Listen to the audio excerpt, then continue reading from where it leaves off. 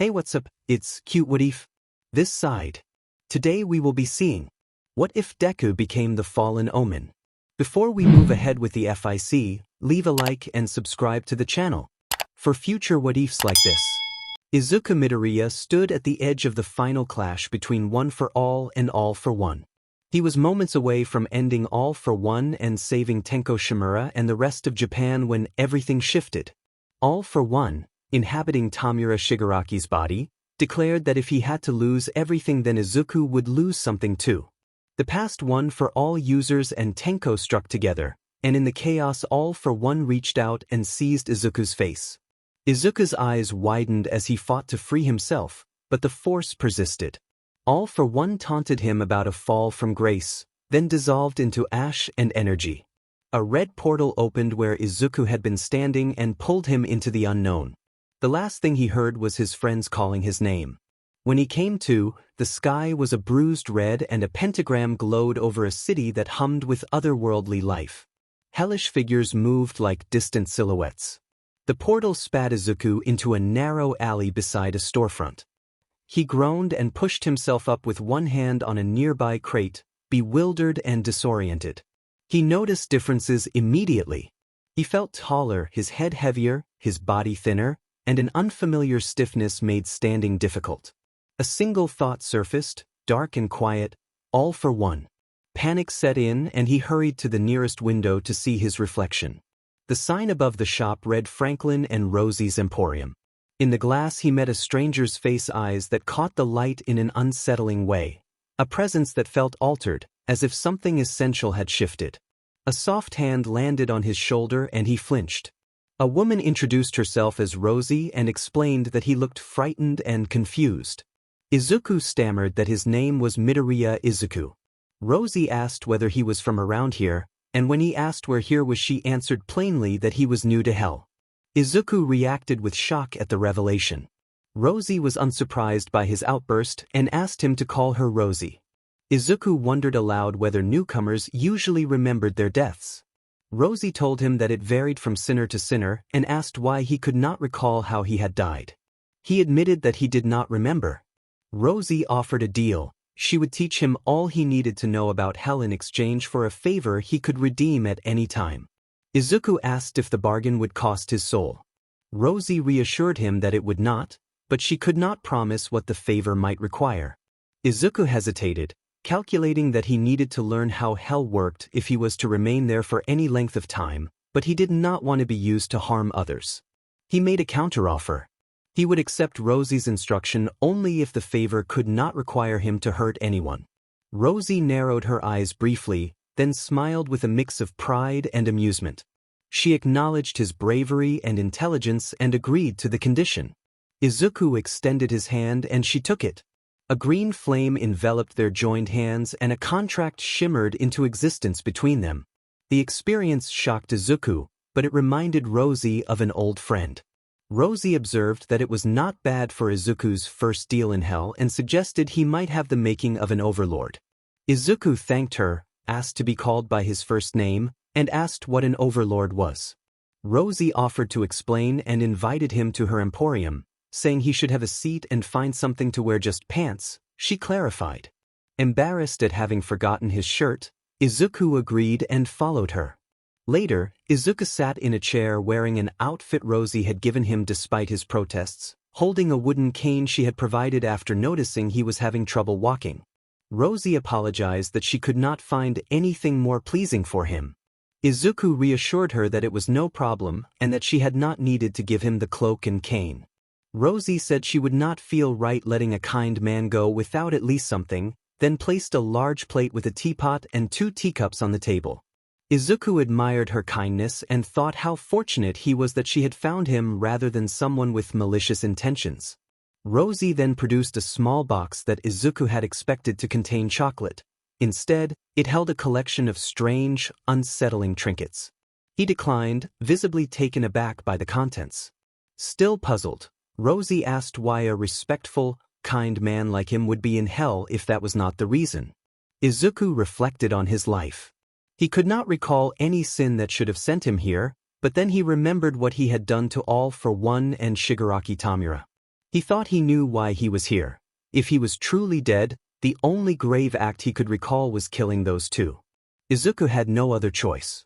Rosie asked curiously why. Izuku answered in a sad tone that he had been responsible for 2 deaths, though not by choice. Rosie pressed for details. Izuku explained that one of those involved a cruel man who had locked his little brother in a vault under the pretense of protection. The little brother eventually escaped because of 2 people he called his heroes, but he died some time later for reasons Izuku did not know. Before he died, the little brother had given one of his heroes a gift, and the older brother resented that gift and tried to take it back from those who held it, because it had originally been forced upon his little brother. Later, one of the people who carried the gift decided Izuku should take it. What that person did not expect was that the older brother was still alive. When Rosie asked what Izuku meant by that, he explained that the person believed they had already killed the older brother. Rosie asked him to continue while she took a sip from her teacup. Izuku went on to say that he had accepted the gift without realizing it painted a target on his back. He had eventually encountered the older brother's successor, who did not know at first that Izuku possessed the gift. What made matters worse was that the successor was no ordinary adversary. He was the grandson of a former wielder of the gift. Izuku thought of Tenko as he said this. Rosie reacted with disgust, saying that the older brother sounded manipulative and likely responsible for the deaths of previous wielders, and that he had manipulated a child to serve his own ends. Izuku agreed, surprised she had nailed it so quickly. Rosie added, in a darkly amused tone, that if she ever met that man she would give him a good beating. Izuku continued. He had tried to reason with the successor, and it had worked for a brief moment, but the older brother eventually regained control of the situation and stripped Izuku of the gift. In the end, Izuku had been forced into a confrontation that resulted in the deaths of both the older brother and his successor. When Rosie reminded him that he had tried to reason with the successor, Izuku explained that the older brother had used a device to control the successor, so Izuku had no choice but to eliminate both of them, even though he had not wanted to. Guilt filled his eyes. Rosie moved the conversation away from that somber subject and offered to tell him about hell. They shifted topics.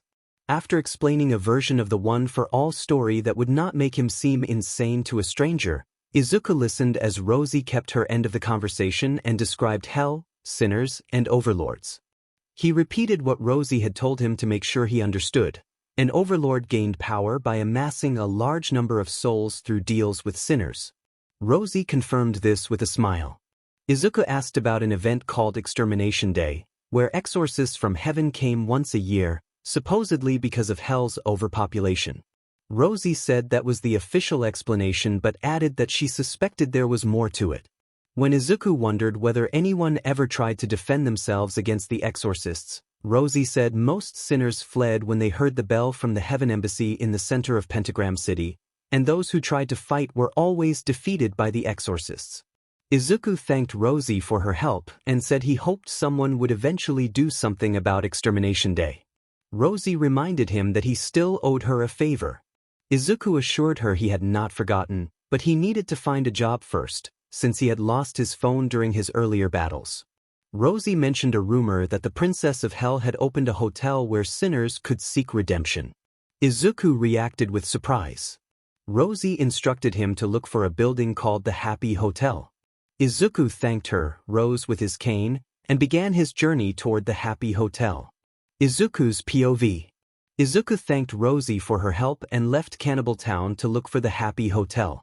He was surprised by how modern hell looked compared with what he had overheard from Shizuki-san, who had described it as only fire, brimstone, and torture. Instead, the afterlife appeared to be filled with people carrying on as if nothing had changed. As he walked down the sidewalk, he heard commotion coming from a nearby alley. A female voice angrily demanded that the attackers let go of her and another woman, calling them assholes. Another woman began to speak but was cut off by a rough male voice. 2 thugs had their victims. One large man held a blonde woman in a red suit, another taller but average-built man restrained a white-haired woman in a red dress with an X over her left eye, and a third man on the far side of the alley seemed to be their leader. One thug warned the white-haired woman to stay still. The blonde woman tried to suggest talking things out, but the leaders said they were going to be collecting a ransom and made it clear they expected payment from the victim's father. Recognizing a kidnapping, Izuku knew he had to be careful. He tapped 2% of one for all to move onto the roof above the alley and looked down. The two thugs holding the women were both aimed with pistols that gave off a faint white glow, and the leader carried a similarly glowing rifle. Izuku judged that the leader and the average man would be manageable, but the bulky man might be harder to subdue if the blonde woman remained in his grip. He devised a plan: create a smokescreen by hitting the ground hard, then strike the bulky thug in the face to force him to release the blonde woman, followed by disabling the average man and disarming the leader and the other thug. He would get the women to the sidewalk to keep them out of the crossfire, and if the bulky man rose again, he would handle him afterward. Satisfied with the plan, he prepared to act. Vaggy's POV. Vaggy struggled to break free from the thug's grip so she could help Charlie. Suddenly, a male voice shouted his catchphrase plus ultra, and there was an explosion on the roof nearby that shook the area. The thug holding Charlie reacted in surprise, but the sound of something heavy hitting the ground nearby created a sudden smokescreen that obscured everything. Within the smoke, a commotion erupted. One thug cried out and was struck and went down, and the other thug who had been holding Charlie was hit and fell as well. Vaggy caught a glimpse of their rescuer through the haze. He was tall and powerful, with bright green eyes and ashen-white hair adorned with several horn-like projections. Before she could demand answers, the smoke cleared and she found herself and Charlie on the sidewalk. Vaggy rushed to Charlie and hugged her, relieved to find her safe. Charlie returned the embrace and expressed relief as well, then asked what had happened. Vaggy began to explain that some man had intervened, but was interrupted by the sound of the three kidnappers being thrown into the alley. The rescuer emerged from the smoke and said that he would prefer not to kill them and would like to avoid that entirely if possible. He asked if the two of them were all right, and Charlie answered that they were and thanked him. The rescuer identified himself as Izuku Midoriya. An unfamiliar young man stepped forward and asked with concern if they were all right. Vaggy looked ready to speak, but Charlie answered first and thanked him, then asked his name. The young man introduced himself as Izuku Midoriya and allowed Charlie to call him Izuku. He then said that the men who had just attacked them owed them an apology. The two henchmen stammered apologies and promised to leave them alone, clearly terrified. Their leader swore at them for showing fear and turned his anger toward Izuku. Izuku remained calm. He moved with quick, precise motions and neutralized the two henchmen in an anime-style display of skill that left them howling and scrambling away. He warned them that anyone who tried to harm or kidnap someone would have to get through him first, and the henchmen fled as fast as they could. Turning to the leader, Izuku wore an almost innocent smile and asked for the apology again. The leader, shaking and stuttering, offered a frightened apology and then ran. When the men had gone, Izuku took a deep breath and suddenly showed signs of distress. He doubled over, clutched his stomach, and coughed up blood. Charlie rushed to him in alarm and asked if he was okay.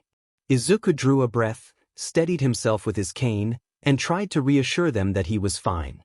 Vaggy snapped that he was clearly not fine and called him an idiot for pushing himself so hard. Izuku insisted he was all right for now and explained that he had used too much power. Charlie and Vaggy reacted in shocked agreement, exclaiming that this always happened whenever he overexerted himself. Izuku's face suggested a longer, tougher history with his abilities, but he kept the worst details to himself.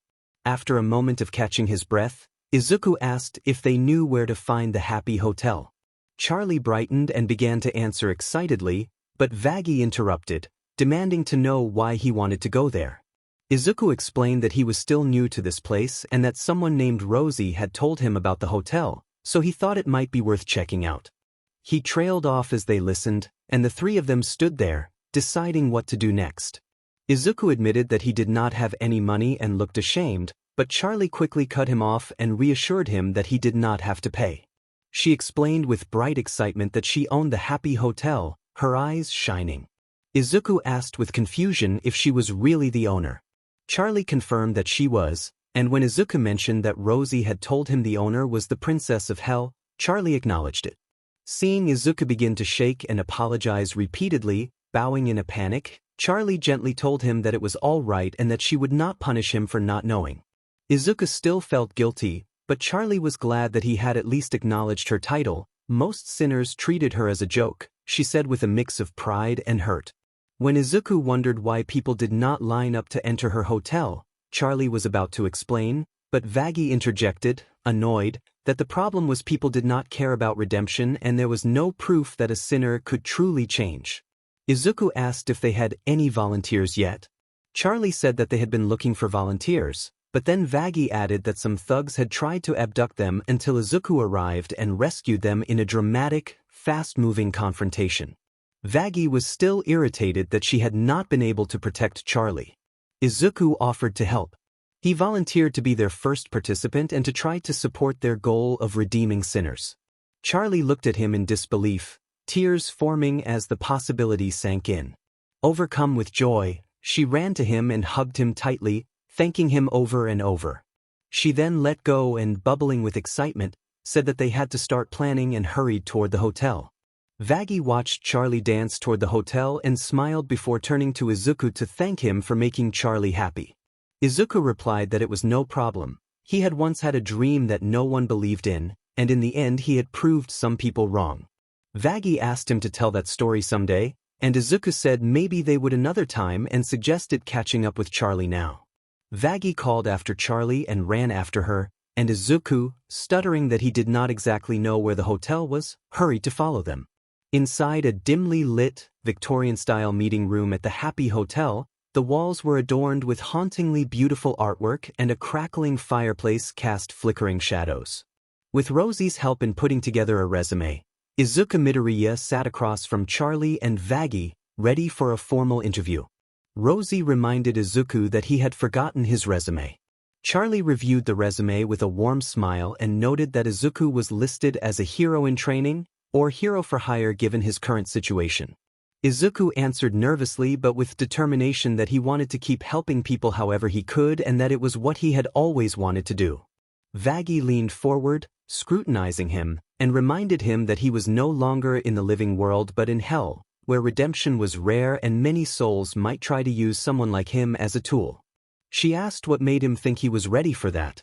Izuku replied that he understood and had faced dark forces before that had left their mark, but he believed some people could change if given the chance.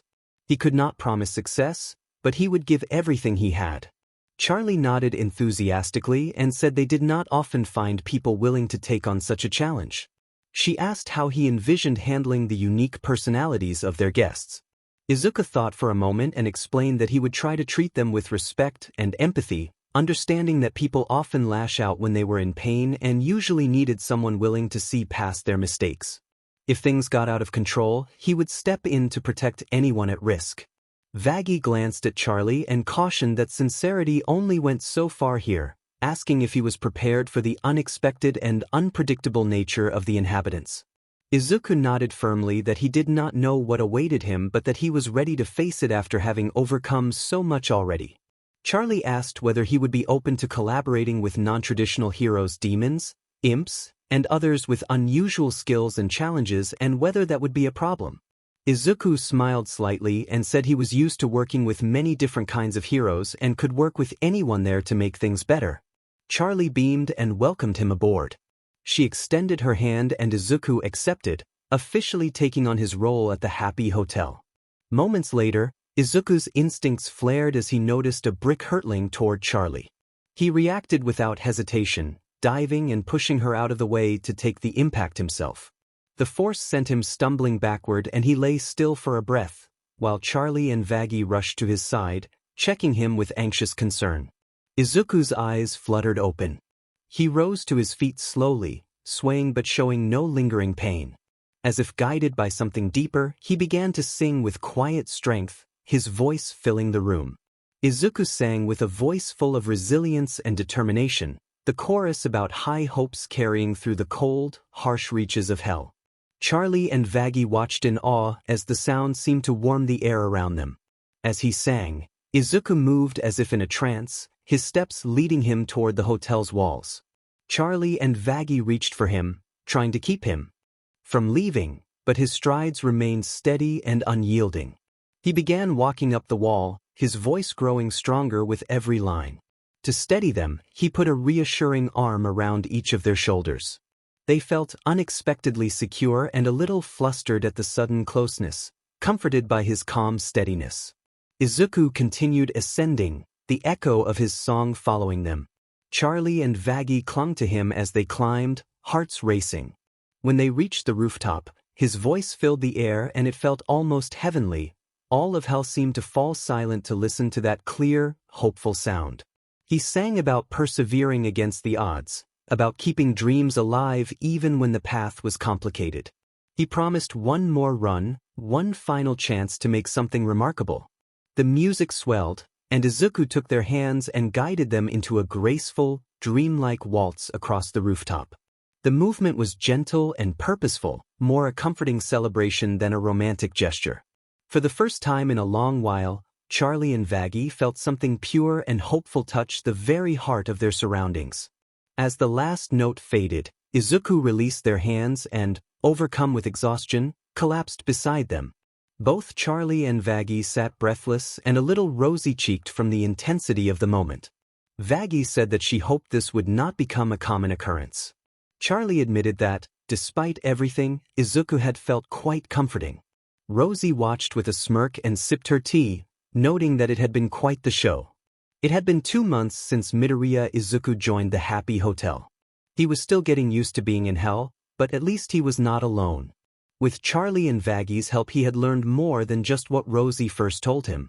Charlie taught him the history of this place and pointed out landmarks so he could navigate without getting lost.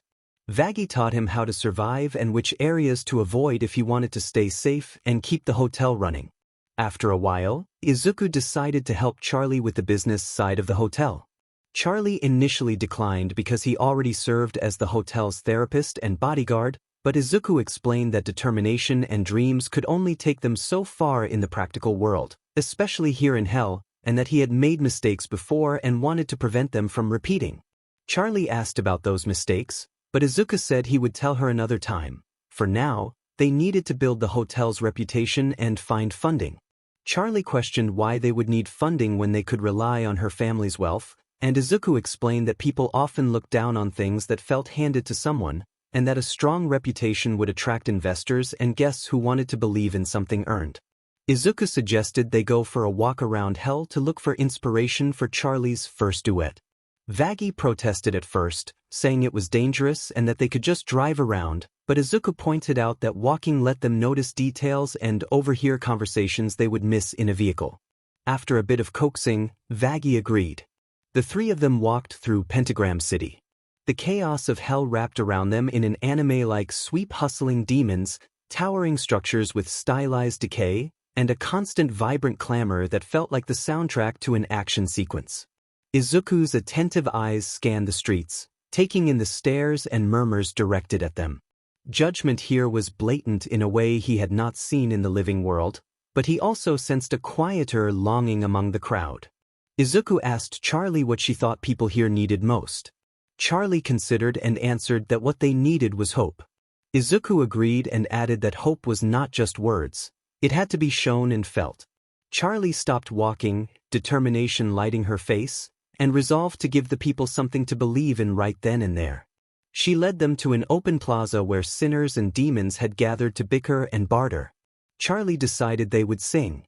Izuku hesitated over the idea of performing in public, but Charlie believed that showing belief was the only way to inspire trust. Reluctantly, Izuku agreed, and the pair stepped forward. The murmurs of the crowd quieted as a tune rose through the air. Izuku sang with a rich, earnest voice about uncertainty and the resolve to keep what felt real alive. Charlie joined, her voice bright and harmonizing, singing about long roads and climbing step by step. Together their voices lifted into a hopeful refrain about rising above hardship and finding a place where clear winds blow. The sincerity in their performance softened the plaza's edge, demons and sinners paused their dealings to listen, and a rare hush settled over the square. Far away, in a hidden lounge lit by dim neon, 3 screens flickered to life and the scene in the plaza appeared. Vox, his glowing face flickering with static, chuckled at what he saw and observed that the princess and her new companion believed they could sing their way into Hell's good graces. Valentino, reclining and exhaling smoke, noted that courage alone meant little without power, but he also thought the tall man might be useful for a future project. Velvet watched quietly, taking in the performance along with the others. Velvet bounced on her chair and giggled that the performers were very good, wondering if their performance would stir up trouble and noting that the male singer's voice sounded familiar. Vox smirked and observed that trouble was likely, agreeing that the new singer did sound familiar and wondering where from. Back in the plaza, Izuku continued, his voice carrying the weight of his struggles and triumphs as he sang about letting go of the past and living in the present. Charlie joined with unshakable optimism, lifting the melody higher as she and Izuku sang about a long road, mountains in their way, and climbing one step every day. In the shadows, Alastair, the radio demon, watched the crowd with keen interest and allowed his grin to widen as he observed their reaction. He mused that the princess and her human friend were making waves and that the situation could be entertaining. As the final chorus approached, Izuku and Charlie sang together about love lifting them to a better place, far from the world they knew, up to a high mountain. The music resonated through the plaza and touched sinners and demons alike. The crowd stood mesmerized. A few demons swayed to the music while others watched with rare, glistening eyes as emotions they had long buried began to stir. Charlie beamed at Izuku with pride, noting that they were already making a difference. Izuku smiled, feeling lighter than he had in a long time and allowing himself to hope that their efforts could succeed. In a nearby lounge, Valentino scoffed that they were merely ants in a hurricane. Vox chuckled and suggested they keep watching, pointing out that the pair were attracting attention. Velvet grinned mischievously and teased Vox, admitting that the newcomer was not bad to look at. Vox glanced and admitted there was something different about the newcomer and that the man might prove useful in the future. Alastair lingered in the plaza shadows and chuckled, delighted by the tiny spark of hope and the music, eager to see how the experiment would unfold. He slipped away, leaving the plaza full of demons who, for the first time in ages, felt a flicker of hope. Vaggie could not believe what she had witnessed and allowed herself to think that there might be hope for Hell yet. It had been a month since Izuku and Charlie's duet. While many had enjoyed their singing, it had not been enough to encourage most to join the Happy Hotel. Capitalizing on their talent, they had decided to continue singing for the sinners of Hell in hopes of eventually persuading more to join. They planned another duet in a couple of months, with Extermination Day scheduled to occur in 2 months. Izuku was at the grocery store buying supplies for Charlie, who wanted to hang some last-minute posters for the hotel. He had agreed to pick up the items on her list and pushed the cart through the aisles, checking off milk and butter as he went and mouthing the remaining items as he counted them. Turning into the next aisle, he heard snippets of hushed conversation from small groups nearby. 2 shorter demons exchanged complaints about spoiled butter and joked about their boss hiding in the refrigerator. Izuku found the idea of a boss hiding in a fridge odd and wondered who would do such a thing. Another demon told Moxie to give it a rest and insisted it had happened only once. Moxie complained that the stranger had been stalking them in their own house most of the time. An unnamed demon noticed the butter they needed and tried to reach it but could not, grunting in frustration. Moxie offered to try but failed as well. As they struggled, another demon easily grabbed the butter and left. Moxie protested that it had been theirs. The unnamed demon suggested that Moxie lift someone up to reach the shelf. Moxie warned that it could be dangerous, but Millie dismissed the concern and insisted they needed the butter. Moxie argued there had to be another way. Izuku watched for a moment, then decided to help. He quickly grabbed the butter and handed it to one of them, surprising both Moxie and Millie. Millie thanked him politely. Izuku declined being called Mr. and explained that he was still 17, which shocked Moxie and Millie. He nodded and began to turn away. Moxie called him back and demanded to know why he had helped them, since imps were the lowest of the low. Millie scolded Moxie for questioning a kid like that and whispered that he was still just a kid. Moxie grumbled that nobody ever helped imps without expecting something in return. Millie suggested perhaps Izuku was simply kind. Izuku smiled to himself. Their banter reminded him of his friends back home. He tried to focus on his shopping, but the sound of their footsteps showed they were still following him. At the refrigerated section, Izuku picked up a carton of milk and met Moxie's suspicious gaze. Millie thanked him again for helping, saying most folks around there would not give them the time of day. Izuku shrugged and said helping out did not cost him anything. Moxie narrowed his eyes and said he found it hard to believe Izuku was that selfless. Izuku paused, and his green eyes briefly shifted to a faint orange glow before returning to green. He explained that where he was from, helping others was simply the right thing to do. Moxie's mouth opened as if to argue, but Millie nudged him and reminded him that not everyone was out to get them and maybe they should try trusting people more often. Izuku smiled faintly and began to push his cart again when Millie called after him and asked his name. He stopped and gave his name as Izuku Midoriya. Millie introduced herself and Moxie as her husband, and Moxie gave a reluctant nod. Izuku said it was nice to meet them and told them to take care. He walked away but kept thinking about the imp couple. Their teamwork and playful banter tugged at his heart and reminded him of his parents. Turning his cart around, he returned and apologized if he had seemed odd or offensive, explaining that they had reminded him of his parents when they were still together. Moxie blinked, curiosity replacing suspicion, and Izuku softened his voice as he began to tell a memory about his parents' small moments, including a time they had both fallen into a display of canned beans while trying to reach a top shelf.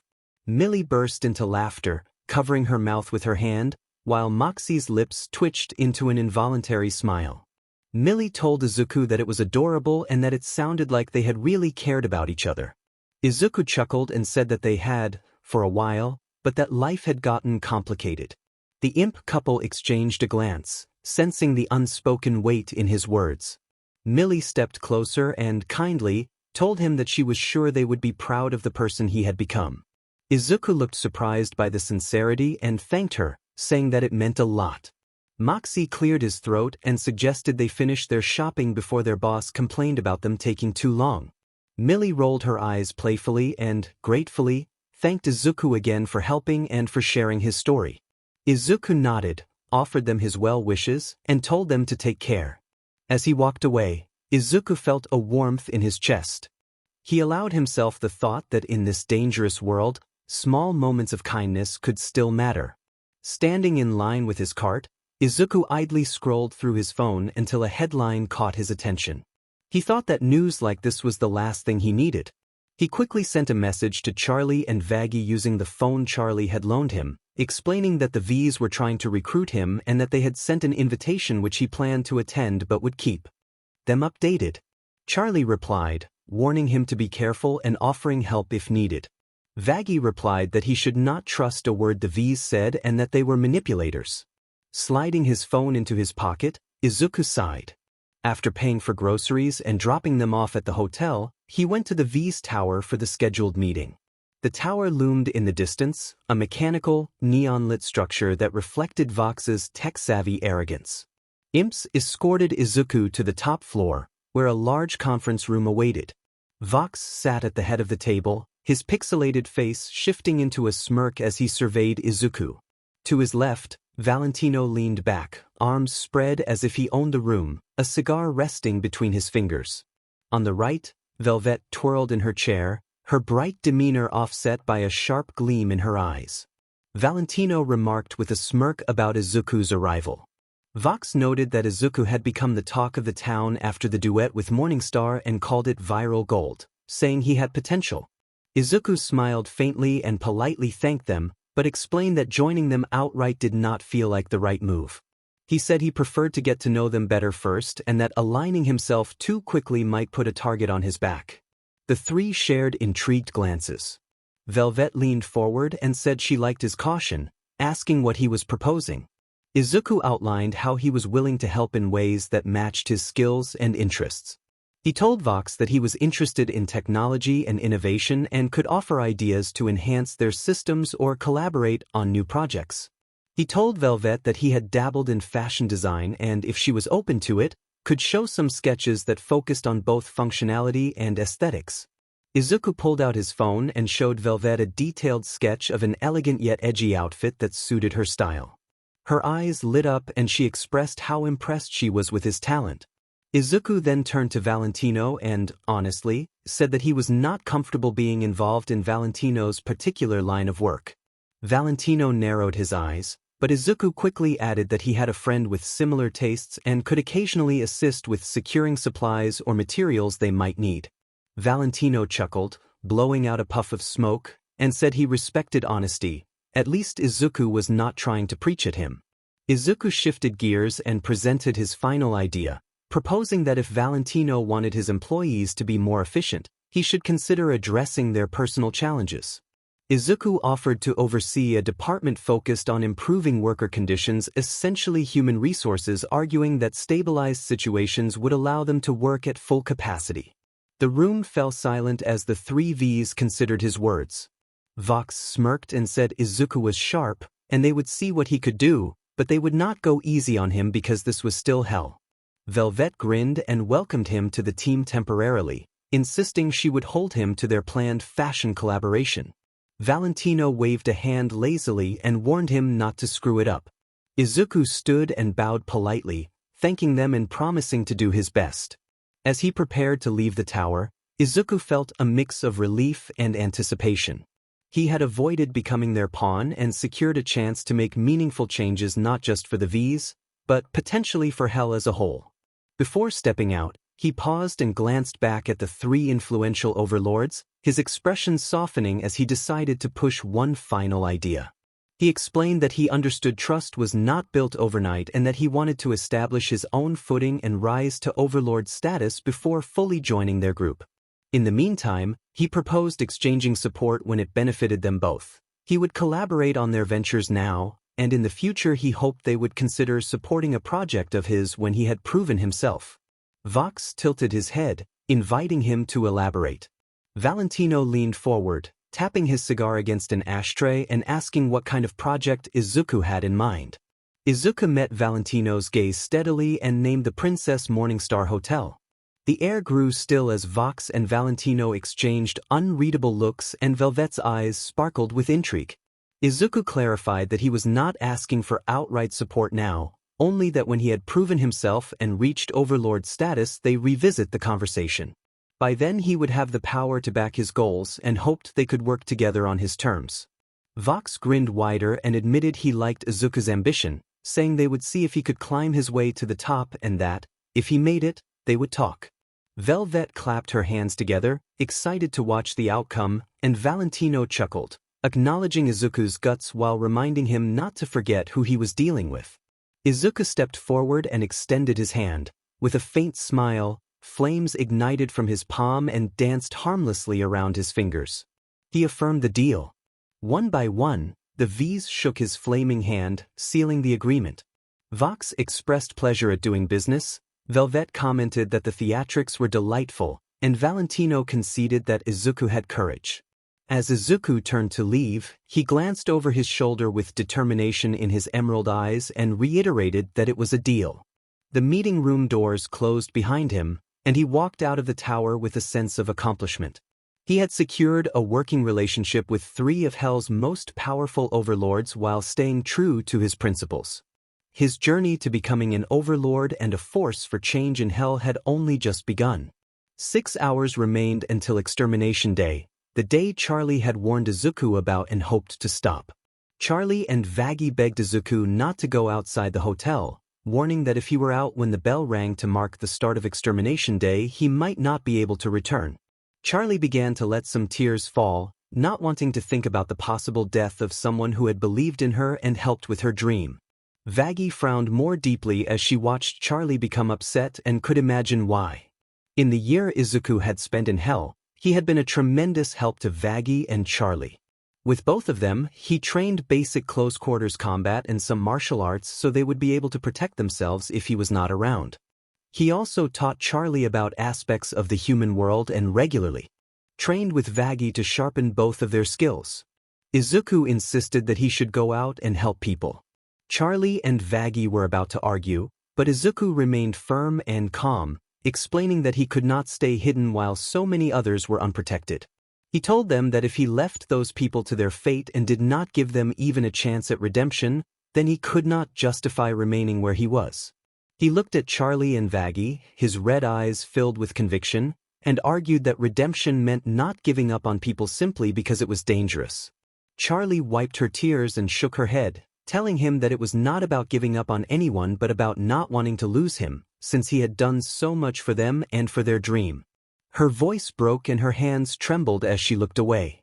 Vaggie crossed her arms and warned him that he did not know what Extermination Day was really like, that the exorcists did not hesitate and would take people down without mercy. Izuku replied softly that he understood, and that was precisely why he had to go.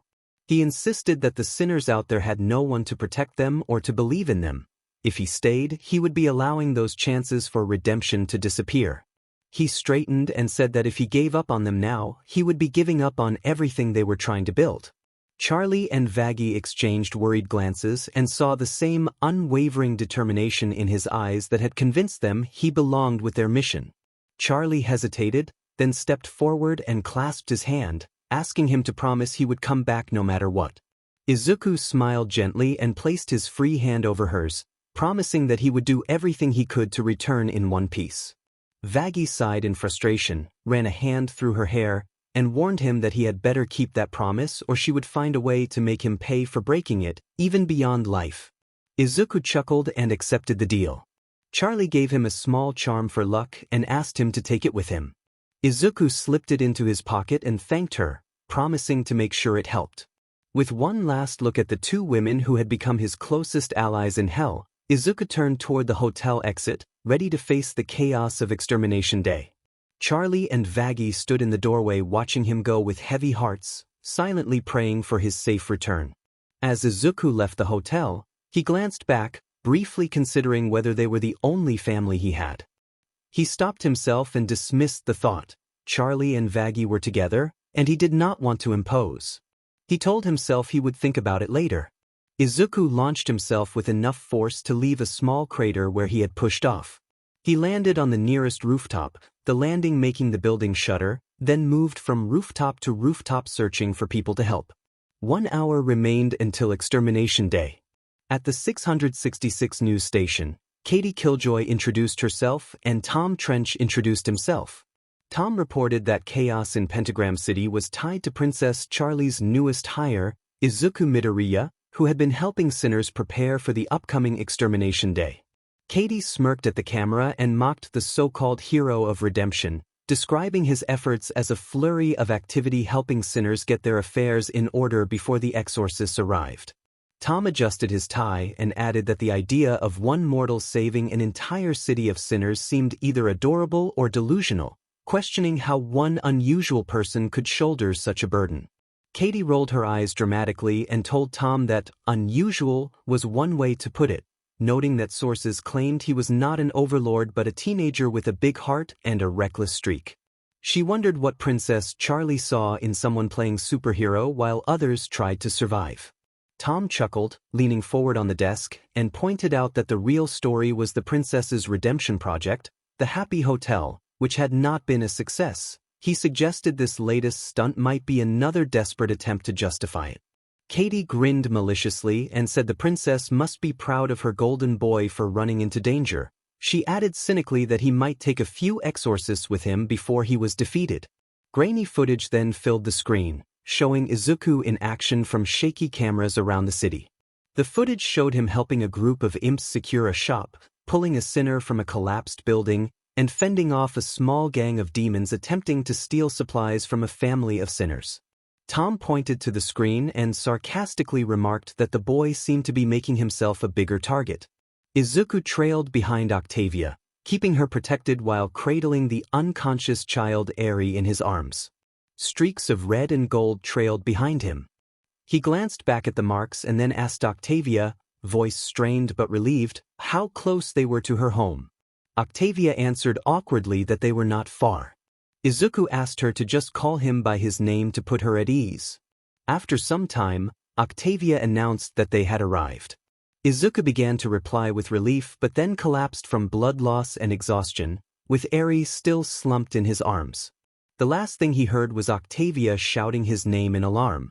Back at the news studio, the screen replayed the final moments of the battle. Katie was unusually speechless, mouth agape, while Tom, eyes wide beneath his gas mask, asked if everyone had just seen that a single sinner fighting an entire exorcist army and surviving. Katie recovered from her daze and insisted it was more than survival. She argued that he had dominated the exorcists and, unlike most who fought for power, he had been protecting people, something she said she had never seen even from overlords. Tom wondered aloud what would happen next and whether this could be the rise of a new overlord. In the lavish halls where Hell's elite gathered, an emergency meeting of overlords watched the footage. Carmilla Carmine stirred her tea and watched with a small smirk, crimson eyes trained on the replay. Zestial mused that the boy had made a dramatic entrance and that he had never seen Heaven's forces humbled in such a way, especially for a noble cause rather than for power. Carmilla chuckled and remarked that the boy was either incredibly foolish or a natural-born fighter, though she could not deny feeling impressed. Rosie sipped her tea and noted that he had made enemies of the exorcists but had also proven himself a force to be reckoned with, a wild card in Hell's hierarchy. Zilla crossed her arms and grunted that he had fended off many exorcists without flinching, earning her respect. She suggested that if he was smart, he would capitalize on this victory before someone else did. Vox leaned forward, his digital face flickering with interest, and observed that the footage was everywhere now and that the entire Pride Ring was talking about him. He said the boy had potential if he played his cards right. Valentino adjusted his coat and pointed out that raw power was not enough, he would need backing to become overlord material. Velvet giggled with enthusiasm, liking the flashy moves and the protector persona, and suggested they might invite him to one of their games. The Flaming Skull overlord let out a deep chuckle, flames flickering ominously, and observed that the boy might be the shake-up Hell needed if he survived. At IMP headquarters, the air was thick with shock as the battle footage of Izuku looped on the television, showing every devastating blow he had dealt to the exorcists.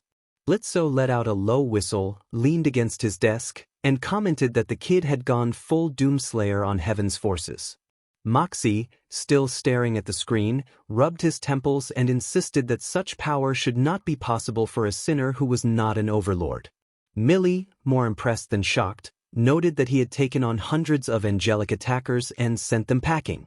Luna sat on the couch with her arms crossed, intrigued that he had risked his life for a group of strangers and even saved them. Blitzo grinned and clapped, pointing out that Stolas' child had been right in the middle of it all and predicting that Stolas' wife would react strongly. At the Goetia estate, Stolas and Stella sat in an eerily quiet tea room watching the same recording. Stella gripped her teacup and asked if her daughter had been in the middle of that. Stolas, unusually serious, confirmed that she had. After a long silence, Stella concluded that the boy was either the bravest fool in Hell or the most dangerous thing to happen to the realm in centuries. Stolas watched the screen and murmured that perhaps both were true. When Izuku collapsed, Octavia caught his fall as best she could. Panic filled her voice as she called his name and begged him to stay with her, shaking him gently while trying to stem his worsening condition. Tears pricked at her eyes as she looked at the unconscious young man in her arms, wondering who he was and why he had fought so fiercely to protect others. Gritting her teeth, she forced herself to move, determined to get him inside for help, and began dragging him through the halls despite the obvious severity of his injuries. She did not know this ashen white-haired stranger, but she knew he was unlike anyone she had ever seen in Hell, and that terrified her. Izuku's body tensed with pure terror as he lay there, breath hitching while his eyes locked onto an impossible sight, all for one. The towering figure loomed in the dimly lit room, draped in shadows, and his signature deep chuckle echoed through the space, the air heavy with malice. Izuku's mind raced, unable to accept what he was seeing, convinced at first that it had to be a trick. The villain tilted his head and mocked Izuku's inability to become more like his predecessor, All Might, the taunt sending chills through the injured young man. Hands clenched into the bedsheets as he wanted to move or fight but found his battered body unresponsive. Pain flared in his abdomen from a previous injury, forcing him back to reality as his vision blurred. Within the grand halls of the Goetia estate, Octavia hurried through corridors with her heart pounding, knowing time was of the essence if Izuku and the little girl were to get proper care. She burst into the sitting room where Stolas and Stella sat, both still reeling from the recent news footage. Stolas's composed demeanor broke at the sight of his daughter's panic, and he stood immediately in concern. Octavia, breathless and urgent, explained that the man had saved her and many others and implored her parents to help, warning that he would die if they did not act. Stella set down her cup and raised an eyebrow, asking Octavia to clarify whom she meant and what needed to be done. Octavia glared, frustration mounting, and identified the man on the news as the one who had fought an entire army of exorcists by himself. Stolas frowned and exchanged a glance with Stella as his mind flashed back to the broadcast and the green-haired warrior who had defied heaven's forces and saved their daughter. He had already intended to discuss the boy's actions as well as Octavia being a target. Stolas straightened and asked where the man was now. Octavia explained that she had brought him to the estate after he passed out just outside, that he was gravely injured and bleeding, and that they had to act quickly. Without hesitation, Stolas ordered one of the Goetia family's imp butlers to take the man to a guest room, stabilize him, and keep him comfortable. The imp nodded and vanished to carry out the order. Octavia exhaled in relief, some of the weight on her shoulders easing, but she then looked down at the small human girl still unconscious in her arms. Stella's gaze flickered to the child, and for the first time in years her cold exterior cracked slightly as she recognized the fragile, living human in hell. Stolas stared at the child in disbelief and voiced his surprise that a living human could be here. Octavia said the girl had been with the man and seemed important to him. To Octavia's surprise, Stella sighed and gently extended her arms, offering to take the child. Octavia hesitated for a moment before carefully placing the girl into her mother's arms. Stella held the child with an unexpected gentleness, momentarily lost in thought. It had been years since she had carried Octavia like this. Stella then decided to take the child to Octavia's old room so she could rest there. As Stella carried the child away, Stolas hugged Octavia and praised her for bringing them here, expressing relief that she was all right. Octavia admitted that she only wanted the man to be okay, and Stolas agreed. Izuku unconscious and drifting. Izuku remained unconscious in the lavish guest room as his mind wavered between reality and delusion. Laughter echoed in his head, all for one's mocking voice tracing through his memories and whispering doubts and fears. Through the haze of his fractured mind, something burning was beginning to awaken. Izuku's awakening the Lord of Chaos. Darkness swirled around Izuku's unconscious mind. His body lay still and battered, but deep within his spirit something stirred. All for one taunted him, insisting he was weak and that the strong ruled while the weak perished. The voice slithered through his thoughts like a serpent, insisting that he had been offered power and had failed to seize it, that people existed to be conquered. Heat rose in Izuku's chest, not pain but a growing intensity that sharpened his thoughts. He rejected that cruelty, clinging to the belief that people deserved to live their lives without venge or fear. That defiance trembled through the void, and something ancient responded. A forgotten litany unfolded within him, a strange and terrible memory of origins and fractures, of torments and curses born of a single mistake. The inner voice urged him to become a lord who would take on the world's torment, to melt the fractures away with a yellow, chaotic flame until all was unified again. Golden flames began to coil and brighten in the abyss. All for one's laughter faltered as the vision of flames grew. The inner compulsion spoke of taking suffering and turning it to an end, of burning away what had been broken. Izuku felt the golden fire surge through the darkness, a consuming, overwhelming force that erased and reformed without graphic detail, like an intense anime storm sweeping through a battlefield.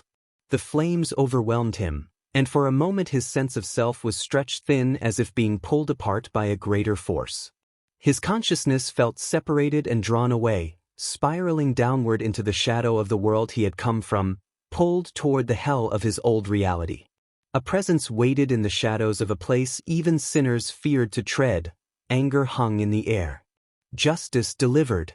The void shuddered as all for one's essence was drawn out of Izuku's mind, spiraling downward, dragged into a hell from which there would be no return. For the first time in his existence, he felt fear. All for one bellowed that this was not how it would end, thrashing against the unseen force that pulled him deeper into the darkness. He had cheated death so many times and rebuilt himself from defeat. He had once been the pinnacle of power. A shadow stood before him, a towering figure bathed in golden light, trembling with a rage so profound it seemed to shake the fabric of the afterlife. It was a man. His fists clenched and his eyes burned with a fierce light, but tears tracked down a face unmistakably like Izuku's. All for one froze when he recognized that face. The radiant being stepped forward and, voice breaking, declared that it was for his son. He raised a hand, and an overwhelming force of light descended upon All for One.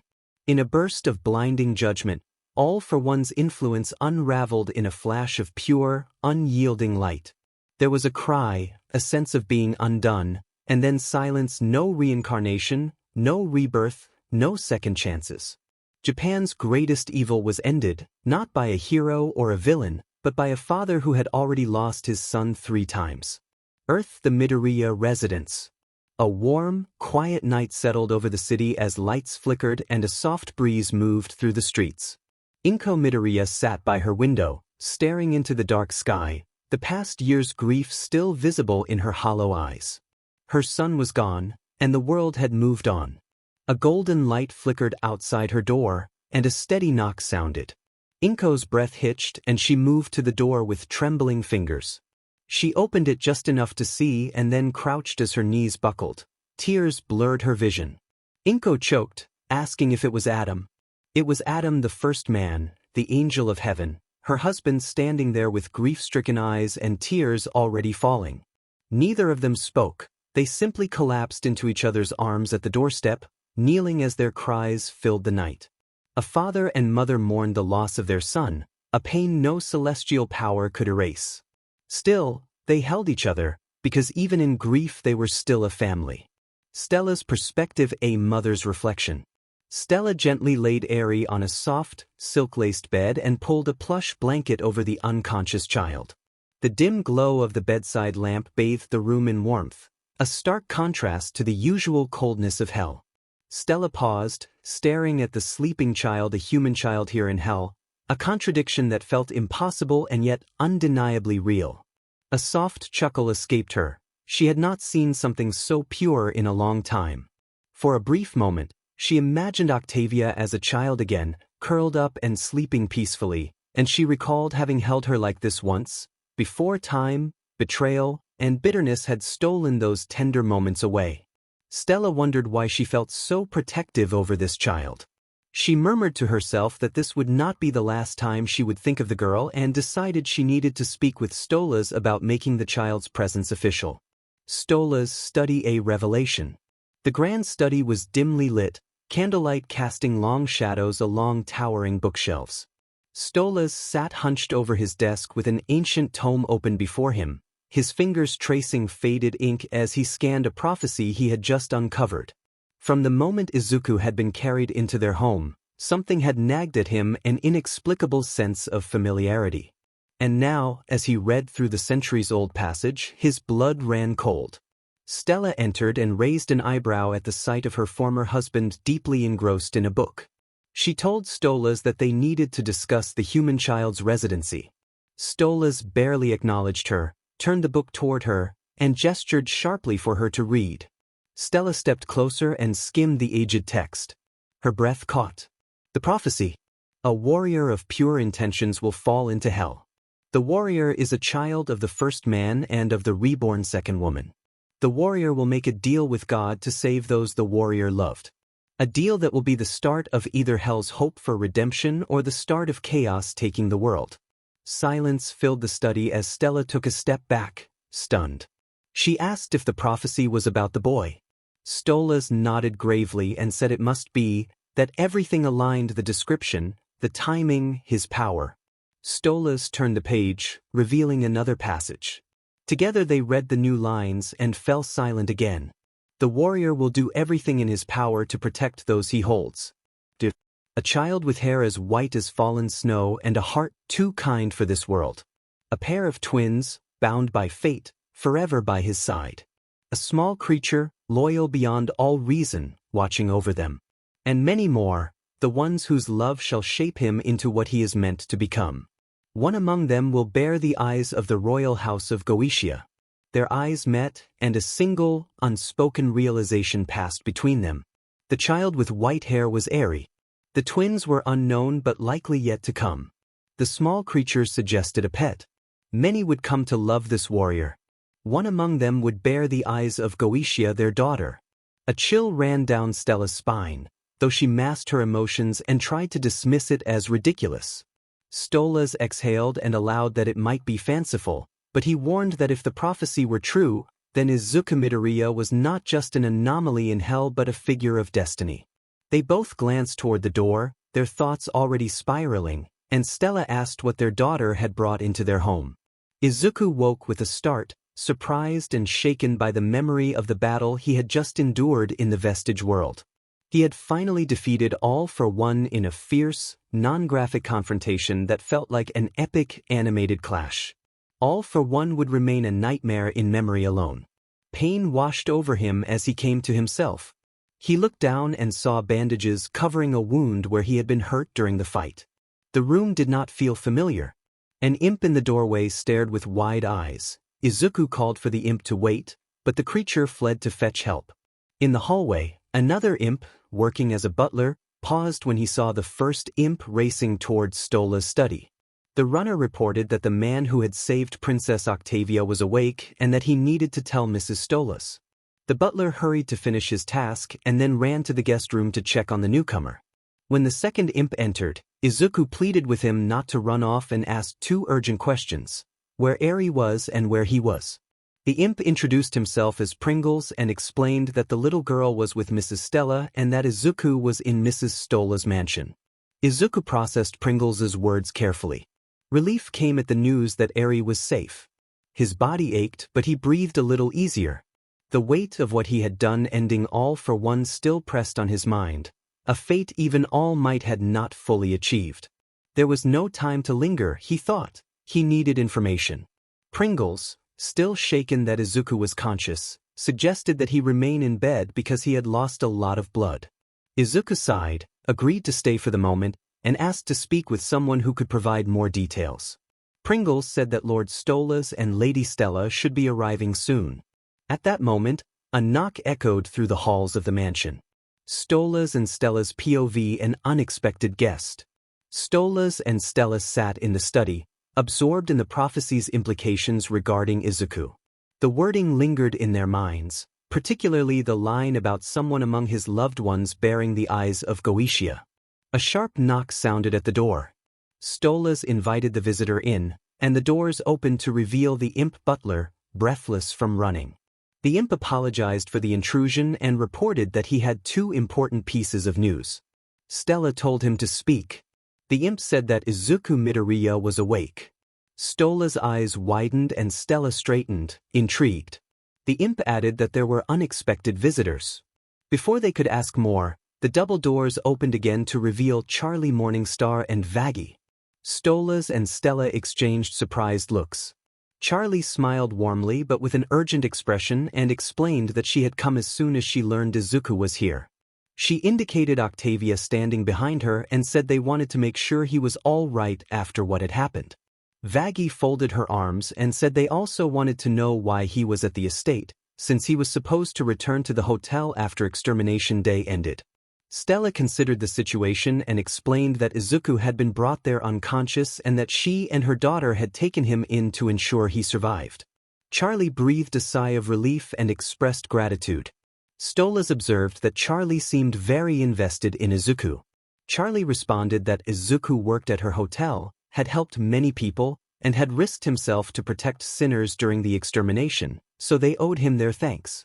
Stolas and Stella exchanged a brief glance.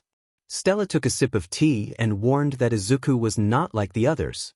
Charlie asked what she meant, and Stolas pressed for what she knew about his nature. Vaggie reacted with disbelief and demanded clarification of the implication. Stella explained that Izuku Midoriya was neither a full sinner nor fully alive. Silence fell over the room. Charlie blinked in confusion, and Vaggie challenged the idea that someone could be both alive and dead. Stolas asked if they had not known this already, and Charlie said Izuku had never mentioned anything of the sort. Stella offered a small, knowing smile. Vaggie, clearly concerned, insisted they be told exactly what he was. Stolas gestured to the open prophecy book on his desk and admitted that they were still trying to figure it out. Izuku's POV more questions than answers. In the guest room, Izuku leaned back and rubbed his temple, still trying to process everything, Eri being safe, the Goetia family caring for him, and the fact that he had survived in a way he had never expected. Pringles, the imp butler, stood nearby watching with a mixture of admiration and curiosity. The door opened and Charlie and Vaggie entered.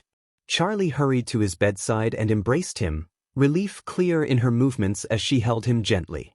Izuku blinked in surprise at the gesture. Vaggie gave him a curt once-over and remarked on how rough he looked. Izuku managed a weak, wry smile, noting how fitting it was given their surroundings. Charlie kept a steady hand on his arm and asked about what had happened.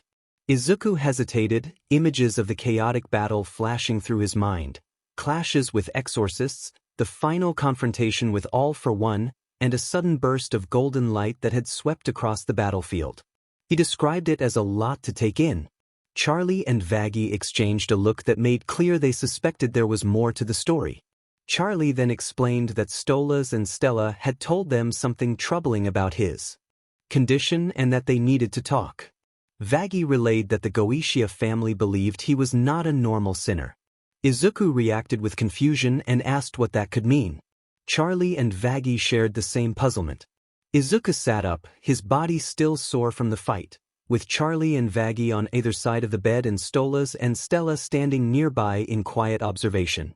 Stolas spoke up and said that when Izuku had been brought to the estate he had sensed another presence within him, something lingering and corrupted. Izuku stiffened at the revelation. Charlie and Vaggie turned to Stolas, seeking clarification. Izuku took a slow breath and decided he could no longer hide the whole truth. He began at the beginning, and everyone listened intently as he finally explained what had happened. The world Izuku came from. Izuku explained that he had not been born in that world. He had noticed many differences and had been unsure how to bring it up, but he came from a world where people had abilities called quirks. Charlie blinked and asked what quirks were. Izuku clarified that they were essentially superpowers, and that about 80% of the population was born with them, with abilities ranging from enhanced flexibility to the power to level entire cities. Vaggie crossed her arms and asked if he had been some kind of hero there. Izuku hesitated before nodding and saying that he had been training to be one. He explained that heroes protected people from criminals and villains, and that the biggest villain of them all had been All for One. The name sent a ripple of unease through the room. Stolas narrowed his eyes and observed that the soul he had sensed must have belonged to him. Izuku nodded again. The origin of All for One and One for All. Izuku went on to explain that All for One's quirk allowed him to steal other people's powers and keep them or give them to others, and that he had ruled Japan's criminal underworld for generations, building an empire before society had fully understood quirks. Charlie and Vaggie exchanged concerned glances. Izuku said that All for One had a younger brother who believed in justice, a man regarded as small, frail, and quirkless. He explained that All for One had forcibly given his brother a quirk that let him stockpile power, but that the brother had actually had a quirk all along, an ability to pass on quirks to another. When those two powers merged, a new power was born, One for All. Stella's eyes gleamed as she reflected on a power born from oppression. Izuku added that One for All had been passed down through successors and grown stronger each time, and that he was its ninth wielder. Charlie widened his eyes at the revelation that Izuku possessed a power passed down through generations. Izuku exhaled and said he had needed it because All for One was still alive in a sense. He had kept himself alive for decades by stealing regeneration and slow-aging quirks and others that extended his life. Vaggie scoffed and compared him to a cockroach. Izuku grimly agreed. How Izuku ended up in hell?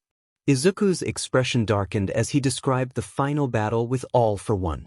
He said that he had managed to defeat him, but that All for One had used the last of his power to send Izuku to this world before he was destroyed. Everyone stiffened at that. Charlie inhaled sharply and wondered if Izuku had actually died. Izuku admitted that he did not know. He described feeling alive breathing, a heart that beat while at the same time experiencing something hollow inside him. He explained that when All for One sent him here, the villain had forced part of his power into Izuku, corrupting One for All. Izuku had only recently discovered that All for One's remnants still lingered within him. Stolas tilted his head and noted that this explained the strange presence he had sensed. Vaggie narrowed her eyes and asked if Izuku now had both powers inside him. Izuku nodded and said that All for One was gone now and that he had erased him completely, or at least he believed so. Charlie and Vaggie exhaled with relief. Stella, however, smirked and found it rare and satisfying to hear of a villain truly erased. Izuku met her gaze and affirmed that he had not intended to let All for One hurt anyone else. The weight of truth. Silence fell as everyone processed what they had learned. Charlie observed that Izuku was not a normal sinner. Izuku agreed, and when Vaggie asked what he was, Izuku could not offer a precise answer. He said he only knew that he had made a promise to protect the people he cared about, and that promise had not changed no matter where he was. Charlie smiled softly at the determination, and Vaggie rolled her eyes but conceded that it sounded like him. Stolas and Stella exchanged knowing glances. Stella smirked and pointed out that, regardless of what Izuku was, he had already become important in Hell and could not be ignored. Stolas agreed and said Izuku would have to decide his place there. Izuku thought about that and realized, for the first time since waking up in Hell, that he had no idea what came next. A proposal and a meeting with Eri. Stella tapped a manicured finger against the armrest of her chair and watched Izuku with a smirk. She mused that he had made quite an impression, noting that few people would throw themselves so recklessly into battle, especially for someone they barely knew. Stolas observed Izuku's willingness to protect Octavia and suggested it had not been merely instinct. Izuku shook his head and explained that he had made a promise to protect those he cared about and had not hesitated. Stella chuckled and offered a proposal. She explained that the Goishas did not hand out favors freely but would be willing to offer backing protection, resources, and connections in exchange for Izuku serving as Octavia's part-time bodyguard. Stella noted with amusement that he had already done the job for free against those filthy crows, and she remarked that heaven would hear their complaint if anyone laid a hand on Hell royalty. Stolas agreed that the arrangement would be mutually beneficial. Izuku would gain stability, and they would have someone they trusted watching over their daughter. Izuku hesitated and looked to Charlie and Vaggie for their thoughts. Charlie smiled warmly and encouraged him to make the choice that felt right. Vaggie, skeptical but concerned for his safety, sighed and said she would accept it if it meant keeping him from getting himself killed, warning him not to let them take advantage of him. Izuku chuckled and promised to do his best. He then straightened and accepted the offer. Stella smirked and said she had not expected him to be an idiot. Meeting Eri. After the agreement was settled, Izuku asked to see Eri, his voice soft with concern. Charlie and Vaggie exchanged confused glances. Charlie asked who Eri was. Izuku explained that he did not know how, but the child had been in Hell and he had found her unconscious after the battle. Stolas and Stella watched Charlie's reaction with quiet amusement, recognizing the same curiosity they had felt when they first encountered the child. Stolas motioned for them to follow and indicated that Eri was in one of the guest rooms. The guest room A's sleeping child. The room was dimly lit by a bedside lamp, and Eri lay under layers of silk blankets, breathing softly. Her white hair was splayed across the pillow, her small chest rising and falling with each gentle breath. Izuku stepped closer and breathed out, the others following and pausing at the sight. Vaggie reacted with disbelief that a human child could be here. Charlie softened at the sight and thought how very young Eri looked. Octavia sat nearby, watching over the child with a quiet, protective presence that tugged at her heart in a way she did not fully understand. Without much thought, Charlie, Vaggie, and Octavia drew nearer, their attention fixed on the sleeping girl. Izuku reached forward and brushed Eri's bangs aside, noting that she did not belong in Hell and should be home, safe. Stolas and Stella, standing in the doorway, smiled at the scene. Stolas reflected that long ago they had stood in that same position over their own child, and Stella let out a soft chuckle, remembering. Once, long ago, they had watched over a crib, feeling that same quiet, protective instinct. Now Izuku, Charlie, Vaggie, and Octavia found themselves gathered around a human child in hell, each inexplicably drawn to her and feeling a duty they could not yet explain. Stella's softened smirk hinted at the possibility that things were about to become interesting. A moment of magic, the song of the stars. Izuku's eyes sharpened when he noticed a heavy decorative ceiling ornament loose and about to fall directly toward Eri. Instinct took over. He lunged forward and wrapped his arms around the sleeping child just as the heavy object struck, the impact landing on him instead and knocking him off balance. A sudden pain pulsed through him, but he steadied himself and, almost unconsciously, began to hum a soft, melodic song. The melody spread through the room like a gentle current. As Izuku sang, the air vibrated with an ancient resonance none of them understood. Stola's grimoire, lying nearby, began to glow and its pages turned on their own. A faint portal opened, and above the mansion the ceiling shifted. Hell's sky was replaced by a vast expanse of true stars, a night sky like the one on Earth. Eri smiled in her sleep, her tiny hands curling within the blanket. Octavia, eyes wide, realized she had been holding her phone and that it had been recording. Izuku and the others felt a soft lift as gravity seemed to loosen. He and the child in his arms began to levitate. Charlie, Vaggie, and Octavia found themselves lifted with him, moving as if weightless. Izuku moved with a surprising grace, guiding them in a slow, elegant dance beneath the impossible stars. Charlie's breath caught, remembering how long it had been since she had felt such movement. Vaggie allowed herself to follow his steps despite her reluctance. Octavia felt a rare, freeing lightness as the real stars surrounded them with an ethereal glow she had not seen in a long time. Even Stolas and Stella stood silent, watching from the doorway. When the melody faded, the magic eased and the group gently descended back into the room. Izuku's energy drained and he collapsed, landing on top of Charlie, Vaggie, and Octavia. Vaggie let out a startled noise as she struggled beneath the unexpected weight. Charlie, half laughing, half-winded, accepted the situation with a resigned smile. Octavia groaned and asked if this had happened before. Vaggie replied that it had, noting that despite Izuku's size, he was oddly comfortable to be around. Eri remained asleep and safe in Izuku's arms, his tail curling around her protectively. Octavia watched how secure Eri looked and felt something soften inside her. Stolas and Stella looked on and smiled, recalling the days when they had held their own child and vowed to keep her safe. Now they watched another person make that same unspoken promise. Perhaps this was how things were meant to unfold. Nobody's POV. A week had passed since Octavia's family helped Izuku recover from his injuries. He sat on the couch in the Happy Hotel, scrolling through his contacts and pausing on the new entries for Octavia and her family. Over the past week, dozens of people across Hell had tried to extract information about how or where he gained his power.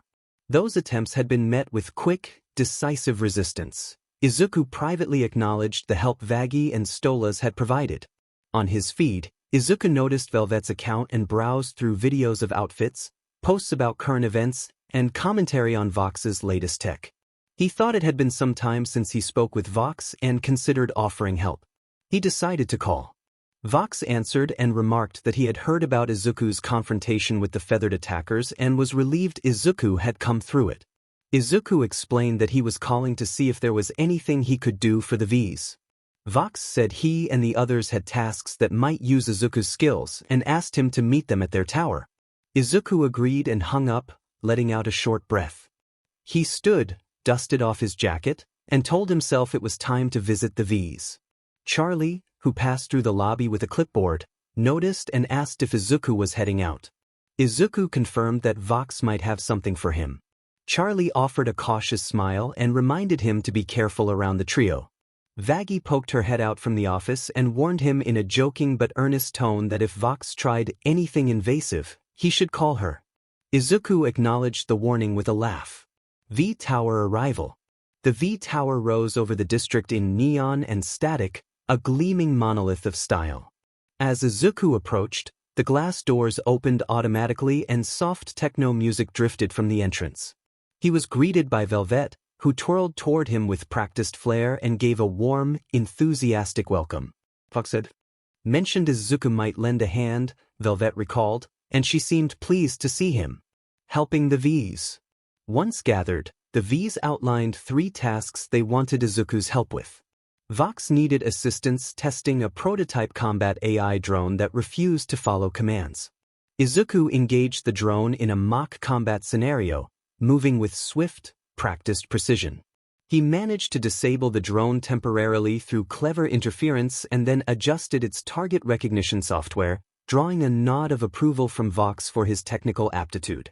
Velvet was coordinating a charity fashion shoot intended to improve public relations. Her models were behaving like divas and the production was running behind schedule. Izuku stepped in to diffuse tensions, fine-tuned the lighting setup, and took several candid photographs in a suit. The images performed extremely well once posted, earning praise from Velvet and a surge of attention online. Valentino wanted help retrieving an old, problematic storage crate from a rival club. When the exchange turned hostile, Izuku moved with calm efficiency, neutralizing the attackers in a series of swift, stylized maneuvers and securing the crate on one shoulder. Afterwards, Valentino only smiled and waved off questions about the crate's contents, calling it business. The V's meeting. Later that night, the 3 V's gathered in their boardroom. Vox relaxed with his feet on the table and a martini glass of digital static at hand, and he reviewed the day's events with his companions. He acknowledged that Izuku had earned their respect through his actions. Velvet beamed with excitement and admiration, praising Izuku's kindness, strength, and the surprise talent he showed, including his singing. Valentino assessed Izuku more practically, noting his reliability and composure under pressure. Vox concluded that, given Izuku's performance, the decision should be made official. Invitation. Izuku stepped into the boardroom when called. The 3 V's looked at him with evident approval. Vox rose and expressed their appreciation for everything Izuku had done that day for each of them. Valentino added that Izuku had handled himself like a professional. Velvet, still animated, repeated how much she admired his qualities and how the photograph had spread widely. Izuku considered the offer to join the V's. He felt surprised but steady, aware of his own motivations and the loyalty he had begun to form with these new allies. Izuku agreed to join, but he set a few conditions. He insisted he would continue working with the Happy Hotel and that his loyalty to Charlie's mission remained. He refused to touch any of Valentino's more personal businesses. He also stipulated that favors had to go both ways. All 3 raised their eyebrows. Vox nodded and accepted the terms, calling them fair. Vox then added one last request with a grin, flicking his fingers and noting that Izuku's given name did not suit their image. Izuku smiled faintly and offered the name Vike. Velvet reacted with delighted enthusiasm, calling the name dark, mysterious, and marketable. Valentino smirked and welcomed him to the V's. As the handshake settled between Vox and Izuku, who from then on went by Vike, Valentino grew quieter and more thoughtful. He told them he had a condition of his own. He admitted he cared about someone under his brand more than he liked to admit. Vox identified the person as Angel Dust. Valentino confessed that Angel was one of his top earners. Loud, dramatic, and a handful, and that something had happened to him that Valentino regretted and could not undo. His voice faltered, revealing a rare moment of vulnerability. Valentino explained that while he could not fix things directly, he wanted Vike to act as a protector in his own way. Izuku listened and pieced it together, then agreed to act as a bodyguard in a limited capacity, shadowing Angel Dust occasionally to make sure nothing like the past happened again. Valentino asked if he was sure. Izuku replied that everyone deserved someone who would not give up on them, even from the background. The room fell silent, and Valentino gave the faintest nod of approval, thanking the younger man. Vox stood and smirked, officially welcoming Vike to the V's. He shifted the conversation toward branding and where Vike would fit in. Vox explained his corner of tech, surveillance, and broadcast, Velvet outlined fashion and glitter, and Valentino referenced his entertainment empire. They all looked to Vike and asked what his thing would be. Vike admitted he had not thought that far ahead, then remembered a small item he had brought. He reached into his coat and produced a small container of frosted cupcakes he had made in the Happy Hotel's kitchen during quiet moments with Eri and Charlie. Velvet leaned forward and, after a taste, reacted with ecstatic delight, declaring the cupcakes a revelation and praising their flavor enthusiastically. Valentino, despite his usual composed demeanor, also showed surprised appreciation when he tried one. Vox considered the idea and, intrigued, proposed the notion of a bakery in Hell-V-themed desserts, edible inferno, and a brand like Vike's Vices. Vike agreed that it was a promising idea. After the sugar-inspired epiphany, Vox led them to a hidden sublevel, his personal workshop, pulsing with neon and humming power cores. In the center sat an unfinished spacecraft, sleek and angular, clearly designed for more than appearances. Vox introduced it as Project Singularity, a ship intended to breach the veil between hell and space. He described a subspace engine and dimensional shielding, then tapped a sparking console to point out the problems: power fluctuations and no portal access to get the craft through the hell barrier.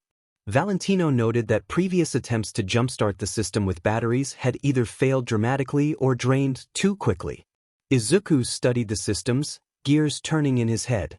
He considered that his power might help address the problem and mentioned an old prototype fusion reactor design that had been given to him by a friend and teacher. Velvet blinked and observed that he was not just muscles and sweets. Izuku chuckled and noted that he was only like that on weekends. Overlord business, territory and trials. Back in the boardroom, Valentino dropped a thick file onto the table and warned that if Izuku intended to go full overlord, he would need more than muscle, pastry, and one ally backing him. Velvet nodded, more serious now, and explained that an overlord needed territory, followers, and a soul contract signed by other lords to acknowledge the claim. Vox added that most of them had already agreed to help get him there but introduced a problem. He projected a hologram into the air showing a towering demon in spiked armor, crimson eyes blazing with malice. Vox identified the figure as Malphas, a tyrant who had held an entire district hostage for centuries. He described how no one had dealt with Malphas because of his power and paranoia and how he repelled intruders with devastating fiery defenses. Valentino smirked and suggested that if Vike could defeat that monster and claim the district, everything would change. Velvet's eyes sparkled as she said that he would earn his throne the right way. Izuku looked at the hologram and then at his new partners. He explained that he had not come to hell to conquer, but that if defeating Malphas would create a place where sinners and imps could be safe, he would take on the challenge. The V's grinned, convinced they had made the right decision. Nobody's pew. Back at the Happy Hotel. After a long day helping the V's and finding his footing among Hell's powerful influencers, Izuku Vike returned to the one place that truly felt like home here, the Happy Hotel. Neon signs flickered gently as he stepped through the doors, the warm scent of tea and faint traces of frosting still lingering from Charlie's latest baking attempt. The moment the doors closed behind him, a blur of white hair and soft slippers launched into his chest. Eri clung to him tightly, cheeks flushed with excitement. Eri announced that she had missed him and asked if he had been fighting bad guys again, peering up with hopeful, wide eyes. Izuku blinked in surprise, a little stunned by the nickname she had taken to using. Charlie poked her head out from the parlor and explained that Eri had been calling him that since he had been hurt and they had decided not to correct her because it felt kind. Vaggie appeared behind Charlie with arms crossed but a rare gentle smile, reporting that Eri had been good, had helped Charlie sort mail, had not climbed the bookshelf that day, and had finished all her carrots. Eri beamed with pride and insisted she had been very good, just as Izuku had asked. Izuku smiled softly and told her he was proud. Later that evening, bedtime routine. After dinner and a quick bath in which Eri had insisted her toy bat receive a bubble helmet, Izuku tucked her into a spare guest room bed that Charlie and Vaggie had arranged. Eri asked for a story, and Izuku obliged by picking up the picture book she had been obsessed with all week, The Little Star Who Found Her Light. He read softly while Charlie and Vaggie stood outside the door, peeking in quietly. Eri's breathing slowed and by the time he reached the last page, she had fallen asleep with the plush bat pressed to her chest. Izuku set the book aside and gently brushed a strand of hair from her face. Charlie clicked a photo and apologized softly, admitting it had been too cute not to capture. Vaggie offered a quiet compliment, telling Izuku that he was really good at the comforting bits. Izuku admitted he had not expected Eri to adjust so well and reflected that hell was not exactly a place for children. Charlie agreed, saying that it was not, but that Izuku was giving Eri something rare: their safety, affection, and a reason to smile. Izuku looked down at Eri's peaceful face and resolved to do everything he could to make hell feel like home for her. Nobody's POV, the law of hell. Deep within the Goetia family library, the air was thick with age and dust. Ancient tomes lined the towering shelves, many bound in cracked leather and etched with forgotten sigils and celestial wardings. Stolas sat hunched over a particularly ancient book, its pages brittle and the ink faded to the color of dried blood. Stella stood behind him with her arms crossed, unusually serious as she read over his shoulder. Stolas muttered that the law they were reading predated even the formation of hell as they knew it, possibly originating from the earliest ring before formal codes were laid down. Stella asked what it said about human children in hell. Stolas tapped the text with a feathered finger and explained that the passage declared that if a soul not born of hell but pure in form is claimed in protection by a denizen of sin, then to preserve balance their existence must be legitimized through hell's right of lineage. The guardian must be a sinner under the care of a native-born imp lineage, sworn and completed under contract. Only then would the child be safe from divine reclamation. Both of them registered the implication immediately. Stella realized that if Izuku wished to adopt Eri and keep heaven from intervening, he would have to be adopted first by a pair of imp parents. Stolas finished, stunned, confirming that the child would need to be adopted by imps first. Stella let out a long breath and noted that this was ridiculous, asking if Stolas even knew any imps who were married and childless. She also reminded him that they needed to address the earlier confrontation with heaven that had nearly put Octavia in danger. After a moment of thought, Stolas nodded and said he actually knew of 2 such imps and could reach them. Stella warned him to keep the upcoming conversations strictly formal and not let things turn flirtatious. She made it clear that there would be consequences if he crossed that line. Stolas raised his hands defensively and reassured her that it would be purely business. He then reached for his phone and dialed a familiar contact. Elsewhere, Blitzo blinked at the glowing sigil mirror in his hand and wondered what Stolas wanted at that hour. Luna lounged on the couch with headphones in, only vaguely aware of the commotion. Millie poked her head out of the kitchen and reminded Blitzo that he had said he would ignore Stolas's calls for the week. Blitzo hesitated and then sighed before answering the call. He teased that he hoped this was not another one of Stolas's dramatic roleplay requests, but Stolas quickly made it clear that this was serious and not about him. Stolas explained that it concerned something that could affect all of hell and that a child's life hung in the balance. Blitzo asked what kind of situation that was, and Stolas asked them to come to his estate, requesting that Moxie and Millie come along and that Luna come if she was home. Stolas's sincere tone unsettled Blitzo, but he agreed to come. Back at Stolas's mansion, Stolas thanked Blitzo when he hung up, and Stella, still annoyed, commented that she did not understand what he saw in the imp. She did not have anything against imps. Many of the mansion's servants were imps, but the memory of Stolas's earlier indiscretion made her react whenever Blitzo's name came up. Stella had suggested couples counseling, but Stolas had insisted that there was no one in all of hell, aside from Asmodeus, who could give decent guidance. Stella had found counselors either outrageously expensive or lacking in experience, and asking Asmodeus for help was not an option because he was currently occupied with locating a missing Asmodean crystal. King Lucifer had warned that finding the crystal was a top priority, since its absence might leave hell vulnerable if demons caused trouble in the mortal realm. Stolas tried to steer the conversation toward their meeting with heaven that day, saying they would both have words for the exorcist who had threatened their daughter. Stella agreed, indignant that anyone would threaten an heir to the Ars Goetia who was also her child. Stolas asked Stella how their daughter was, worry in his eyes. Stella replied that Vaya was shaken by what had happened and that anyone would be after a frightening confrontation with an exorcist. Stolas promised they would do their best to help Vaya through this traumatic experience. Stella asked whether Stolas had found anything else in the ancient Ars Goetia personal library about Izuku and Vaya or only about Izuku. Stolas explained that there was not much linking Izuku and Vaya, but there was information about Izuku. He added that many of the books that mentioned the prophecy had pages singed or missing after the phrase "deal with God," as if someone had tried to hide what came next, and his frustration showed. Stella asked him to keep looking so she could know if her daughter might be in danger in the future and try to prevent it. There was a knock at the door. Stolas invited the visitors in. Pringles announced that the guests had arrived, and Stella asked Pringles to bring them in so they could discuss important matters. Pringles left to retrieve the guests.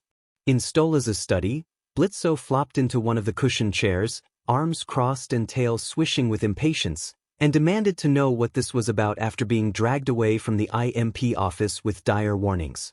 Millie and Moxie stood beside him, trying to remain polite but clearly curious. Stella, composed but firm, thanked them for coming and stressed that this was not a matter to be taken lightly. Stolas folded his hands and looked unusually serious. He said it was good they had come, especially Moxie and Millie, because a unique situation had arisen involving a human child. Millie blinked and asked whether a human child was really in hell. Stella confirmed that the child was human and not a demed soul, but a living one, the first of her kind in the realm, as far as historical records indicated. Stolas explained that ancient laws, predating Lucifer's reign, governed custody in such situations. If a sinner or other non-native wished to take custody of a child from a different plane, they would first need to be adopted by a demon-born imp couple. Blitzo raised a brow and gestured toward Moxie and Millie, asking if that meant them. Stella nodded and said it would be a formality but an important one. With their help, the child could be kept safe and remain where she belonged. Moxie tilted his head and requested to meet the person seeking to adopt the child before agreeing to anything so they would know who he was. Millie smiled warmly and said she would also like to meet him and shake his hand first. Stolas and Stella exchanged a brief glance, and Stolas said they would summon the prospective guardian soon. On the hotel rooftop, Izuku sat cross-legged with his weathered wooden cane resting beside him. Eri curled in a blanket next to him, quietly sketching stars on a scrap of paper. Izuku looked out over the pentagram city skyline and felt a subtle shift in the threads of fate, unaware that he was about to be part of one of the strangest adoption interviews in Hell's history. From below, Charlie and Vaggie called up to Izuku and invited him to join them for the day, standing by the hotel's side entrance and waving with eager smiles. Izuku looked surprised, then smiled and agreed to hang out, though he immediately worried about Eri's care. Charlie reassured him that Razzle and Dazzle had offered to watch Eri and had prepared learning games and snacks so she would be well looked after and not lonely. Vaggie confirmed confidently that they had cared for Eri before and that Eri liked them. Izuku turned to Eri, gave a gentle kiss on her forehead, and watched as she smiled sleepily and called him Papa. She waved at Charlie and Vaggie and then settled with her drawing, ready to be cared for while Izuku went with the others. Charlie's eyes went wide and her heart fluttered. Vaggie blinked rapidly, momentarily at a loss for words. Charlie stammered in awe, a rosy blush coloring her cheeks. Vaggie's lip trembled briefly before she smiled and waved goodbye to Eri, asking her to be good. Eri giggled and settled into her cozy spot on the couch while Razzle and Dazzle nuzzled her. Izuku turned back, gripping his cane as he approached Charlie and Vaggie with a small, grateful smile. He asked where they should head first. Charlie beamed and took his left arm while Vaggie took his right, saying they could go wherever they wanted. Vaggie noted that they had earned the day and teased that they would still keep an eye on Eri. Izuku laughed and pointed out that they had given Eri shelter, food and care, and that their support made everything understandable. Charlie and Vaggie agreed. They walked together through one of the few tamed corners of Hell, a small park tucked between jagged skyscrapers and neon-lit buildings. The area was surprisingly calm. The usual screams, sirens, and brawls that normally filled Pentagram City were absent, replaced by the faint hum of wind through twisted metal trees and the quiet chirping of demonic birds that oddly resembled pigeons. Izuku took a deep breath, noting that the corrupted but strangely refreshing air made it pleasant outside. Izuku observed that it was nice out that day. Charlie giggled and brushed a strand of golden hair behind her ear, mentioning that weather like this was rare and that the city was probably still a bit shaken from Izuku's recent showdown. Vaggie smirked and said she liked the idea of the city being rattled. It meant fewer idiots trying to test them. Izuku chuckled at how quiet everything felt and admitted it was almost peaceful. As a gentle breeze rustled his cloak, Charlie admitted she came to this park when she wanted to think, because it reminded her that some beauty still existed down below, even if it was hidden under soot and brimstone. They found a worn bench and sat together, Charlie in the middle, Izuku on her right, Vaggie on her left. For once, there were no concerns about redemption projects, exorcists, or ancient prophecies, just a single quiet moment to enjoy. A cheerful sound drifted through the air, distinct from the usual eerie carnival jingles twisted by Hell's touch. Curious, the trio followed the music deeper into the park and discovered a carnival right in the middle of the only semi-peaceful area. Neon signs blinked, lights swirled, and rides creaked with activity. Colorful tents fluttered under the red-tinted sky. Sinners of all shapes and sizes wandered about, sampling spicy soul corn and trying their luck at rigged games. A massive roller coaster spiraled through the air like a skeletal serpent, and a Ferris wheel rotated lazily, casting long shadows over the park. Izuku admitted he had no idea the carnival was there. Charlie clapped with delight and remembered that it was brought out once every few decades when the demons weren't actively at each other's throats. Vaggie smirked and nudged Izuku, encouraging him to see what all the fuss was about. Later, they stood at the foot of the massive roller coaster. Izuku questioned whether he was sure about getting on, gripping his cane. Vaggie grinned mischievously and said he was going on. When the ride launched, both girls instinctively reached for him. Charlie laughed and instinctively leaned into his arm, caught up in the thrill, while Vaggie held on to his other side, yelling at the track in exaggerated encouragement. Izuku found himself laughing and shouting along with them, swept up in the chaos. After the ride, they stumbled into a photo booth, cheeks flushed from laughter and the wind. In the pictures, Charlie threw up peace signs. Vaggie made a silly face and leaned close to Izuku. Izuku tried to look serious, but Charlie planted a quick, friendly kiss on his cheek, surprising him and making him grin. All three burst into laughter when the final photo developed.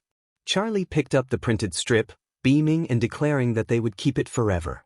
At a nearby game stall, Izuku examined the carnival worker running a classic ring toss, eyeing the glittering prize rack. Charlie and Vaggie wandered toward a display of gemstone-studded jewelry, admiring the colors and craftsmanship as the carnival buzzed around them. Izuku cracked his neck and boasted that he could win the game. 3 rings later, he had a perfect score. The demon running the booth blinked in disbelief and asked how he had done it. Izuku shrugged and calmly picked out 2 matching jewel bracelets. He handed a shimmering gold and ruby bracelet to Charlie and offered a darker one of black opal and silver to Vaggie. He told them they deserved the bracelets for everything they had been through. Charlie paused, her eyes shining. Vaggie looked away embarrassed and muttered that he was a dork. They both wore their bracelets proudly as the day turned into night. The carnival lights glittered in their eyes like stars from another world. Charlie walked close to Izuku and held her bracelet to the moonlight to watch it sparkle. Vaggie walked on his other side, occasionally bumping his shoulder as if by accident. Laughter came easier now. The tension that once surrounded them scarred pasts, trauma, the burdens of hell faded for a little while. They tried silly games and shared candied brimstone apples. Charlie made Izuku try something called Screaming Soul Gelato, and when he faked a dramatic cough of smoke, both women burst into giggles. When they sat on a bench overlooking the glowing Ferris wheel, Izuku reached into his pocket and took out a small handkerchief to gently dab sugar from Charlie's cheek. She blinked in surprise and smiled softly. Vaggie did not speak but leaned against his other side with her arms folded. Izuku offered a gentle, comforting touch around her. The moment was unhurried and unspoken. No chaos, no mission, just them. Izuku's phone buzzed. He looked down and told them it was Stola's calling and that Stola's was asking him to come over for something important. He stood and offered them a regret-tinged smile, apologizing and promising to make it up to them. Charlie waved him off playfully and said it was fine for him to go. Vaggie, softer than usual, told him to see them later. As Izuku walked away into the red haze dusk, Charlie watched him for a moment with the bracelet still clinking on her wrist. Then she turned to Vaggie and wondered whether the evening had turned into a date without them realizing it. Vaggie, still watching Izuku's retreating figure, muttered that she thought it had. They both laughed and neither was upset about it. After a surprisingly civil conversation over soul tea and infernal biscuits at Stola's mansion, Blitzo abruptly stood up, his usual swagger slightly dulled. He said he would love to stick around for the ritual, but he had just received a call from a client on Earth and had to go. He explained that the case involved someone dangerous who had escaped justice before, and this time he intended to finish it. Luna raised an eyebrow and asked if he really wanted to go alone. Blitzo insisted the job was his to handle and reassured them he was not going to die before he had a chance to stand up to Lucifer. Stella looked unimpressed, and Blitzo waved her off with a lopsided grin. He told Millie and Moxie to stay behind because he suspected the request was not the usual kind of trouble. Moxie confessed that they still did not know exactly what they were agreeing to. Izuku ran through the portal without hesitation and, within seconds, found himself in a narrow alleyway. He wondered where the voice in pain had come from and scanned the area. Moving toward the alley's exit, he burst out into the street and saw a 1973 Volkswagen Squareback flipped onto its roof, badly damaged and surrounded by leaking fuel with flames beginning to creep closer. There was no one nearby, so Izuku sprinted to the wreck to help. Inside the vehicle was a family of 4. The father was seriously injured and barely breathing. The mother had suffered significant wounds from the blast and needed immediate attention. The 2 children had been thrown toward the passenger side and appeared to have minor burns and possible concussions. Izuku moved with practiced urgency, his strength tempered by care. He gently pulled the father from the mangled driver's seat and laid him beneath a nearby tree, propping his head to ease his breathing. The man was barely conscious, each breath shallow and trembling. Izuku assessed the situation quickly and prepared to move the others to safety and call for immediate medical help. Izuku returned to the wreck and carefully helped the mother from the shattered passenger seat, his cloak stained. She had suffered a serious wound. He set her beside her husband and pressed a hand over the injury to slow the bleeding. His attention snapped toward the back seat at the faintest whimper. He reached in and carefully pulled out the 2 children, a boy and a girl, both about 13. Their heads were bruised and their clothing scorched, but they were alive. Between them, nestled close and trembling, was a small, plump pig with worried, intelligent eyes. Izuku laid the children down in the grass. Something was wrong. A blue flame sparked from the sky, unnatural and dancing like a candle in a storm. It crackled in the air with no clear source, pulsing with volatile energy. The blue flame shot down, and Izuku shouted as he reached out instinctively. Later, Izuku made his way to Cannibal Town. The shop's door swung open and Izuku stepped inside, his green cloak fluttering behind him. His right arm was bandaged and still healing from the last treatment. The shop smelled strongly of cured meat and long hours of work. He moved past hanging hooks and slabs of preserved cuts and set a cooler on the prep counter. Rosie leaned forward with a grin, her sharp teeth briefly catching the light. She teased him about being her favorite troublemaker, her tone both playful and fond. Izuku gave a small, exasperated smile and indicated his injured left arm, explaining he was there for treatment and asking her to make sure her supplies were rotated. Rosie chuckled as she opened the cooler and inspected its contents, remarking that everything looked fresh and that he certainly helped keep her stocked. Her normally bright eyes softened with concern, and she noted that his healing had seemed slower lately and asked if he was under too much stress. Izuku admitted quietly that he had been busy. Rosie tossed him a rag and urged him not to brood, inviting him to sit and talk and reminding him that he had come for more than just medical care. He hesitated but then sat on a crate beside the prep counter. The shop was closed to customers at this hour, and an old radio played distorted jazz in the background as he rested and spoke. He told Rosie that a week earlier he had introduced the children to Millie and Moxie. Rosie blinked, then let a grin spread across her face. A massive obsidian chamber carved into the burning cliffside of the Pride Ring held a gathering of overlords. Dark iron thrones circled the room in a jagged ring, each throne marked with symbols representing powerful figures of the infernal realms. Heat pulsed through the air like a war drum. At the center, on a throne twice the size of the others, Malphas sat like a hulking presence, his skin glowing with molten veins. He was rarely seen and never diplomatic, yet he had summoned them. Overlords arrived, some bored, some curious. Among those in attendance were Zestial, the silver-scaled queen of soul forging, Carmine, a tall figure with a chill about her, Zilla, a shark-toothed colossus wrapped in chains of kelp and bone, and Rosie, elegant and quiet, seated on a velvet chaise and casually sipping from a teacup. A flaming-skulled demon with antlers of glowing ash sat in contemplative silence. Notably absent were a few expected faces. Valentino, Vox, and Velvet entered together, flanking Izuku Midoriya. He walked in calmly despite the threat in the room, his cloak swept behind him and his face unreadable. Observers noted that he had come in defiance of Malphas's summons, his presence impossible to ignore. Some of the other overlords tilted their heads curiously and whispers rippled through the hall. Rosie smiled politely and remarked that this was a surprise, noting she had thought Malphas hated these little meetings. Malphas growled that they had become soft and irrelevant, and that this time the stakes were higher. He rose, massive and blazing, and declared he would not entertain pretenders before ordering the guards to throw Izuku out, jabbing a hand in his direction without looking. Before the armored demons could move, Velvet stepped forward and warned she would broadcast the embarrassment across all 9 rings. Vox adjusted his tie and pointed out that Izuku had achieved more in a few months than many had in centuries and had already challenged Malphas. Valentino, lighting a cigarette, called him not just a guest but a contender. Zestial hissed that the boy had potential and belonged here. Rosie observed that he had walked into their coliseum with nothing and still come out standing, saying he had earned a seat. Carmine coldly accused Malphas of being too frightened to face him on equal ground. Malphas snarled, shadows flaring around him, and ground out that it made no difference. Izuku would be defeated in the arena and with him would fade the illusion of hope he carried.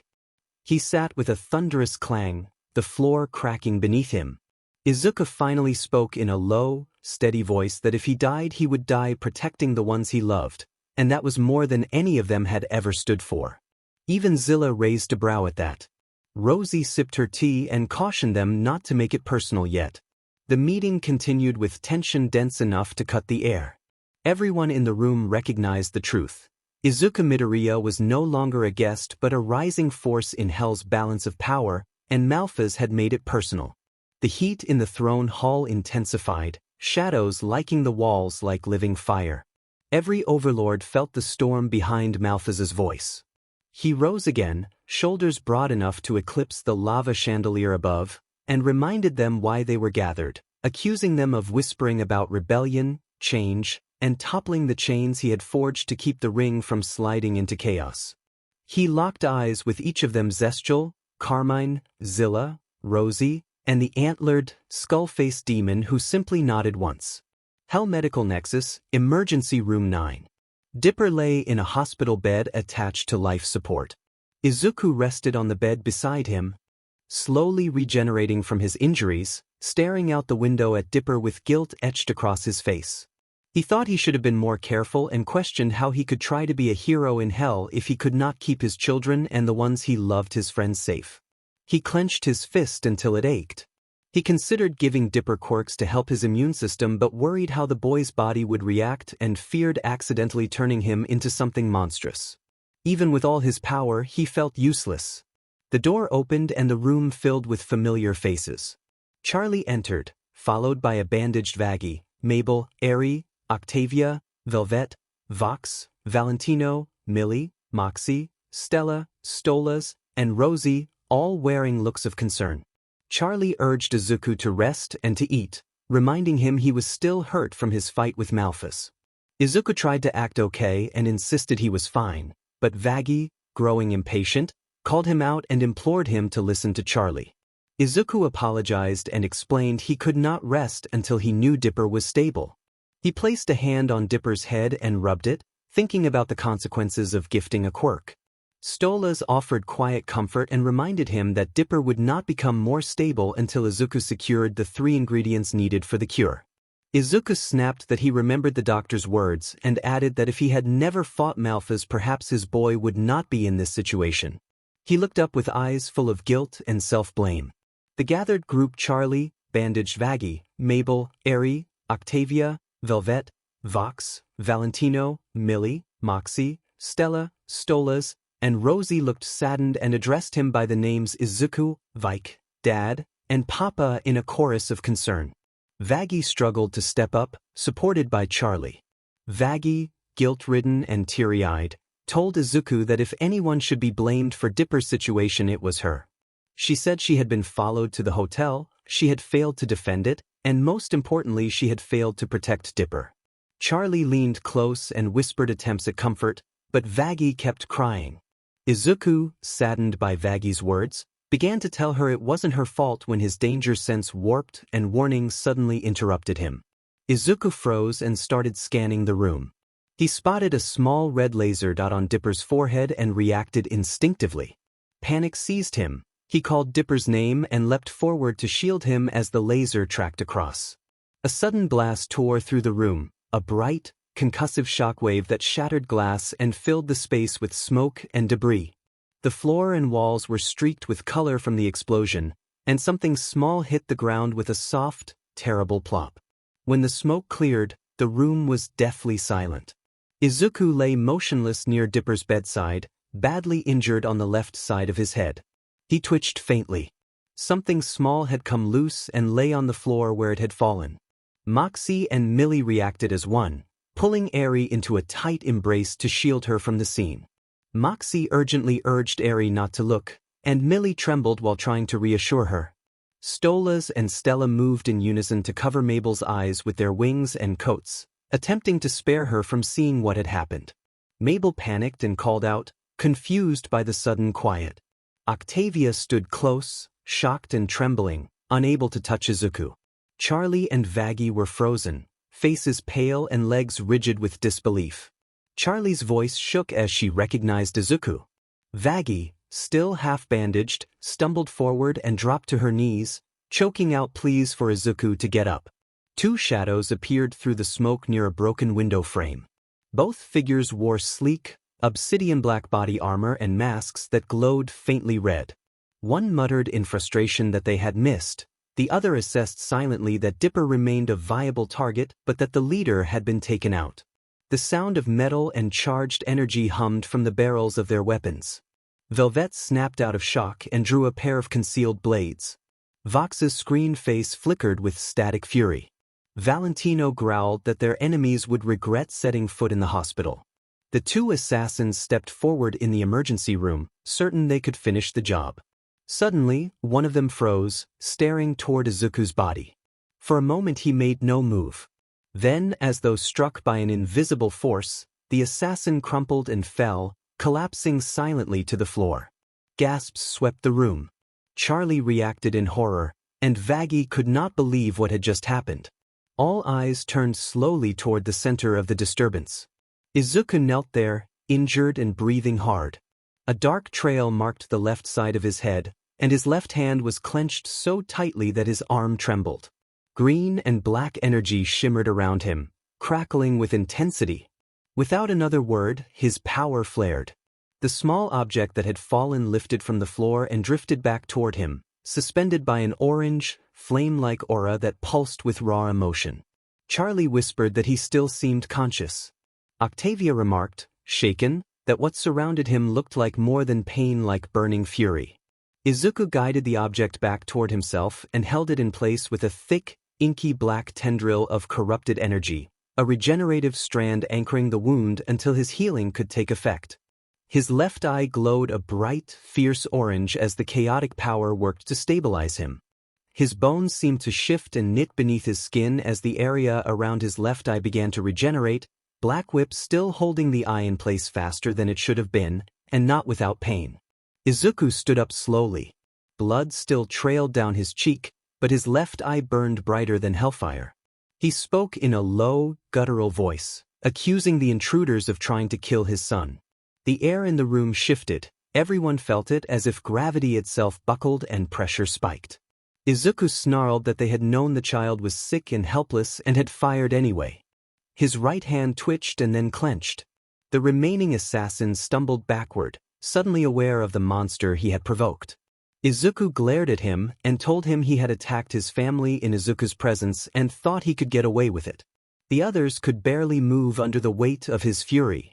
Stella, usually cynical and cold, whispered to Stolas that he was beyond anger and had gone full wrath. Stolas nodded grimly and said whoever had sent them had made a fatal mistake. Smoke still lingered in the emergency room, and the walls were marked with splatters of blood. The remaining assassin tried to back away, but Izuku ignored him and turned toward his allies. He named Vox, Velvet, Valentino, and Rosie and ordered them to stay sharp. He declared it was time to remind Hell who they were. He then instructed Charlie, Vaggie, Moxie, Millie, Stolas, and Stella to fall back and keep the children safe, warning everyone else not to interfere. No one argued, even Charlie, whose heart broke watching Izuku, nodded and trusted him. Izuku's corrupted danger sense flared violently. He located the sniper's origin by trajectory in an instant and announced that he had found them. Without hesitation, he used decay, a quirk he had kept secret, to crumble the hospital wall to ash. Dozens of dark-suited hired guns on a nearby rooftop looked down in horror as their hiding spot was exposed. Izuku launched himself through the cloud of disintegrated rubble and smashed onto the street below, cratering the concrete beneath him as his green cloak fluttered like war-torn wings.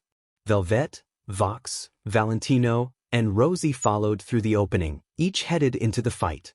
The mercenaries opened fire, but Izuku's force field quirk activated instantly, forming a transparent bubble of dense kinetic energy that deflected and melted incoming rounds. He dashed forward, a blur faster than sound, and used corrupted Black Whip to seize a guard and fling him into others. He activated Rivet Stab and launched sharpened black rods that pinned a merc against a wall, incapacitating him. When a chainsaw-wielding attacker charged, Izuku raised his hand and fired an air cannon.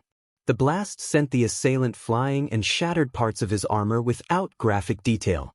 He then activated radio waves, sending an electric pulse that rendered every communications device in the area useless. Izuku coldly reminded them that they would not be able to call for help and flicked his hand. A spiraling impure beam struck 3 enemies, knocking them aside and scorching the pavement. Rosie joined the fray with silent ferocity. She leapt onto a merc and incapacitated him with brutal speed and efficiency. When another tried to shoot her in panic, she used the fallen attacker as cover to close the distance and then disarmed and incapacitated the second assailant, leaving him unable to fight. Rosie growled that they would not harm her family, her movements deadly but not described in gore. Velvet danced across the battlefield, heels clicking like the metronome of the fight. Her spiked yo-yo wire moved like a serpentine weapon, wrapping, shocking, and disarming opponents with precise, non-graphic strikes. When a merc attempted a sneak attack, her yo-yo struck and disoriented him, knocking him unconscious. She spun, flipped, and landed beside Izuku with a playful wink. Velvet said she had missed this energy. Vox Soundwave Savant watched his screen face flicker as he hacked into the mercenaries' gear and weapon circuitry. His interference caused their guns to short out and burst into sparks, throwing several soldiers off balance and disabling their weapons. Vox's voice glitched in a monotone as he told Izuku that he would keep their tech crippled while Izuku kept the fire. He released a pulse of high-frequency sound that left 3 soldiers clutching their ears and collapsing, unable to continue. Vox then formed a sonic scythe from raw data and audio distortion, cutting through armored suits like light through mist. Valentino the toxic artist summoned a faint, poisonous mist from his cuffs. The cloud spread, and several mercenaries began to cough and stumble until they were incapacitated. Valentino warned, with a mocking edge, that no one simply stormed his family's home and shot a child without consequences. When a soldier lunged with a blade, Valentino caught and neutralized the weapon with an unsettling touch and then struck the attacker, sending him sprawling. He extended 4 arms and fired precise bursts from each, picking targets with surgical calm. Izuku moved through the swarm in controlled silence. He did not shout or smile. Every movement was deliberate and efficient. His corrupted black whip restrained opponents, rivet stab incapacitated, air cannon blasted back incoming threats, dark ball disrupted their balance, impure beam overwhelmed armor, and a force field shielded allies. A mercenary did manage to land a shot to Izuku's chest. Izuku paused, winced, and then felt his regeneration force the bullet out of his body. He breathed that this was for Dipper. Half the squad of hired guns was already neutralized or fleeing in panic. Rosie pursued the retreating soldiers, dragging a defeated merc behind her. Velvet followed with her yo-yos, evidence of the fight clear on the equipment. Vox shut down the last backup drone attempting to hover in. Valentino stood at the center of his mist like a king amid the fallen. Izuku, limping slightly with his cloak in tatters, stood in the cratered street surrounded by smoke and a tense silence. He told anyone within earshot that not one of them would ever touch his family again. On the perimeter of the Hell Nexus, the last of the mercenaries were either running or crumpled on the ground. One of the remaining hired guns, desperate for a final score, fired a high-velocity round at Izuku's face from close range. Charlie and Vaggie in the medical room above cried out. Stolas reacted instinctively, shielding Mabel and Octavia. The shot never found its mark because Izuku caught the bullet between his teeth. The merc stared in horror. The tissue around Izuku's left eye had partially regenerated, his green aura flickering across his battered frame like stormlight. Izuku tilted his head and managed a small, grim smile. Velvet snapped a photo with a vintage instant camcorder and, impressed, said the sight was intense. Izuku crushed the bullet between his teeth and let the metal fall to the pavement with a metallic clink. In a blur, Izuku closed the distance to the trembling merc, seizing him by the collar and forcing him to meet his gaze. He demanded to know who had sent them, pressing for the name of whoever ordered the hit on Dipper. The merc began to answer that they had been contracted through a broker, but before any useful information could be given, a hidden fail-deadman trigger in the merc's system activated and killed him instantly. Everyone froze. Izuku's eyes widened in disbelief, then narrowed with burning frustration. He lowered the merc's twitching body to the ground with a gentle, almost weary motion. He cursed under his breath.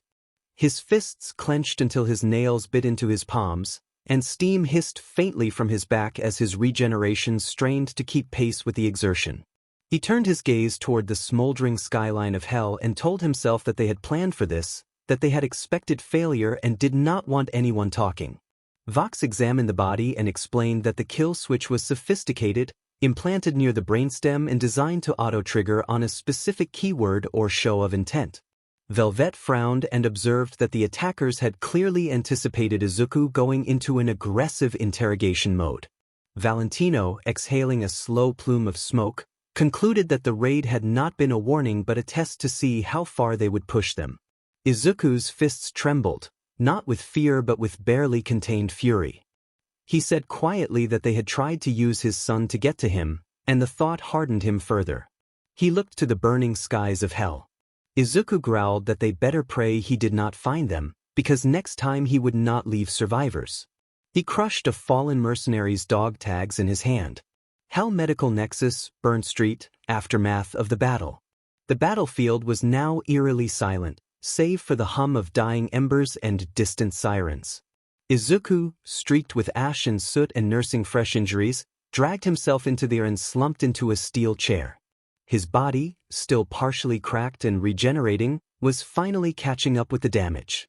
More than the physical strain, it was the weight of failure pressing down on him. His son was still dying. Charlie, Octavia, and Vaggie approached quietly. Octavia knelt beside him and gently asked if he was okay. Izuku did not look up. His stained hand covered his eyes as if shielding himself from shame. He told them he was fine but that he had not gotten the answer he wanted.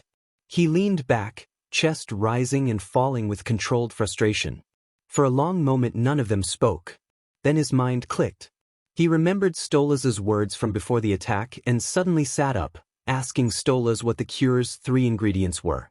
Stolas, who had been tending to Mabel and Eri nearby, turned immediately and stepped forward, his usual levity gone. Stolas confirmed the possibility of a concoction that could purge the contamination in Dipper's blood, but warned that it was almost mythological in nature. Izuku said he did not care and demanded Stolas tell him. Stolas complied. He raised a hand, and in a flash of purple smoke and sigil fire a glowing leather-bound grimoire appeared, humming with multidimensional power. Stolas read that to cleanse a soul tainted by dark magic 3 ingredients were needed: a beating titan heart hidden in the realm known as the Boiling Isles, the blood of a newt over 1,000 years old, the only known being fitting that description being King Andreas of Amphibia, and the heart of a centaur still steeped in absorbed magic, the only known one being Tyrek from Equestria. Izuku stared silently and flatly noted that none of those existed in hell. Stolas nodded and explained that he knew where each resided, but each was in a different realm that mortals like the Pines should not tread lightly. Moxie and Millie burst through the side door holding something wrapped in cloth. Millie panted that they had gotten it. Moxie added that Blitzo had handed over the grimoire without a fight and had mentioned making sure he saved his grandkid. Charlie expressed surprise, and Moxie said that Blitzo had also asked to be introduced to him once things were over. Stolas stepped forward, took the grimoire, and opened a shimmering portal. Stolas told Izuku that he must go and use the grimoire. He warned that time in hell would pass slower while Izuku was away and that each realm had its own dangers. He pointed to the pages as magical glyphs glowed, showing the Boiling Isles where the Titan's remnant and a beating heart lay, Amphibia where King Andreas still breathed and prepared for battle, and Equestria where Tyrek was gaining strength inside a lost magic vault. Izuku rose slowly and declared that he would go to all of them and bring back the ingredients and the cure for Dipper. He instructed Charlie, Vaggie, and Octavia to hold down the hotel and keep the kids safe. He spoke softly to Eri and Mabel, promising he would be back soon with the medicine. Izuku moved to Dipper's bedside and gently touched his cheek. When Dipper gripped his hand, not wanting him to leave, Izuku promised again that he would return. Their mothers nodded, and Charlie, Vaggie, and Octavia remained at Dipper's side. Stolas handed him the grimoire and solemnly wished him luck, reminding him to keep his guard up. The portal began to glow. Izuku, cloak billowing and body barely holding together but eyes alight with purpose, stepped through. First stop, the Boiling Isles, where the heart of a titan still beats. The portal surged like a living storm of violet fire and shifting stars. Izuku stood tall, weary but resolute, the grimoire glowing in his hand. Just as he prepared to step forward, a voice called from behind. Velvet skipped in, followed by Vox, Valentino, and Rosie.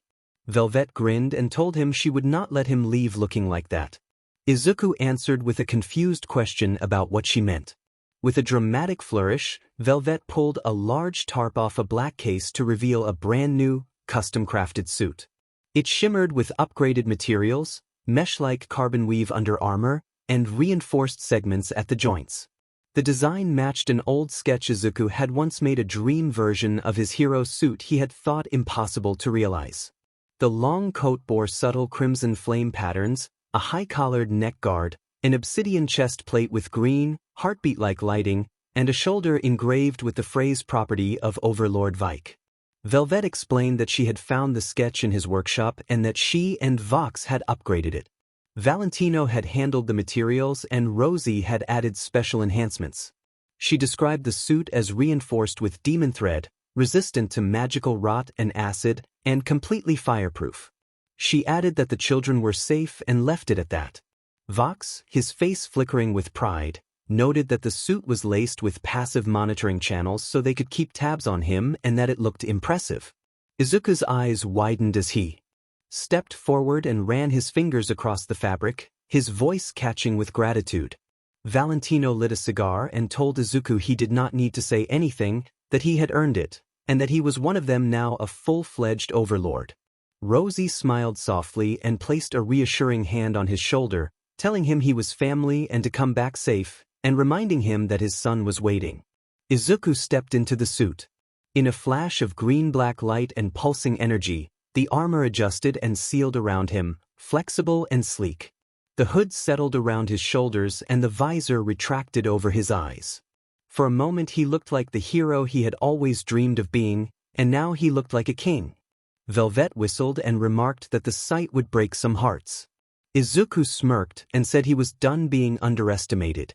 Turning to Vox, Izuku requested a drone that could record and monitor terrain and transmit coordinates back in case anything went wrong. Vox nodded and snapped his fingers to produce a small hover drone emerging from a rift, sleek, spider-like with 6 arms, scanning lenses, and a tail-mounted cork battery. Vox introduced the drone as Spy-Dye, equipped with a communications relay, stealth mode, a healing injector, and a camera relay. Izuku thanked him. Octavia hugged Izuku tightly. Charlie kissed his cheek. Vaggie gave a reluctant salute with a small smirk. Rosie wiped something from his cheek with motherly gentleness. From behind the barrier, Eri, holding Mabel's hand, asked him to come back soon. Izuku turned to the portal with 1 foot forward as the air shimmered. He steadied himself and resolved that it was time to bring his boy home. First stop was the Boiling Isles, where the Titan's heart still beat in the bones of a dead god.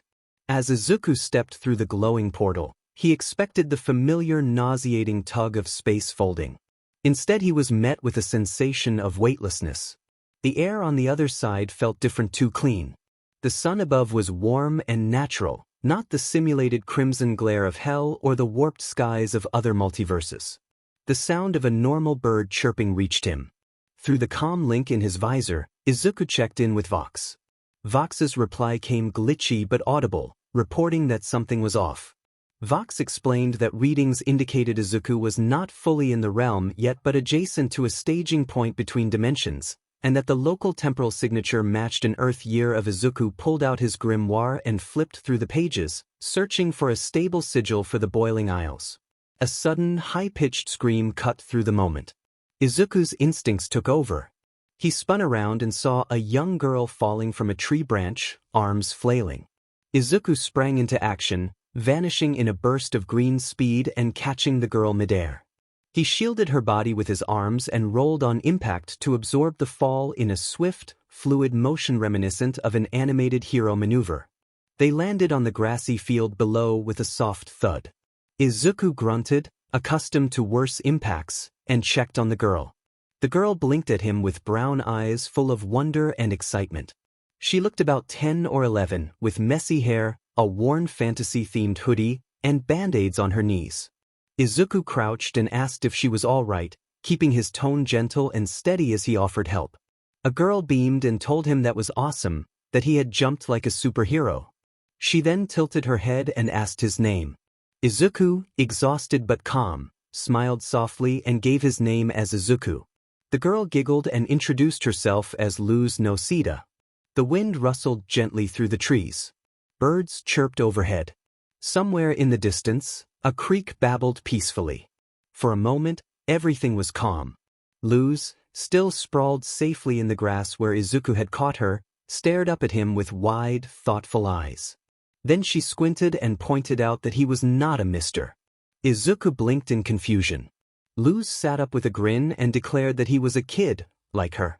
Izuku tilted his head, then turned toward the nearby riverbank and caught his reflection in the water. He froze. Instead of his usual tall teenage or adult frame, clad in armor and scars, he saw a child of 10 or 11 shorter and thinner, but bearing signs of hardship. His hair remained snow-white windswept and uneven, with a faint shadow at the roots. A curved horn jutted from the right side of his head, pulsing faintly. His right eye glowed green while the left burned orange, cracked like volcanic glass. The faint lines of regenerative scars ran along his cheeks and neck, and his exposed arms showed remnants of past battles. Izuku touched his face and whispered in disbelief.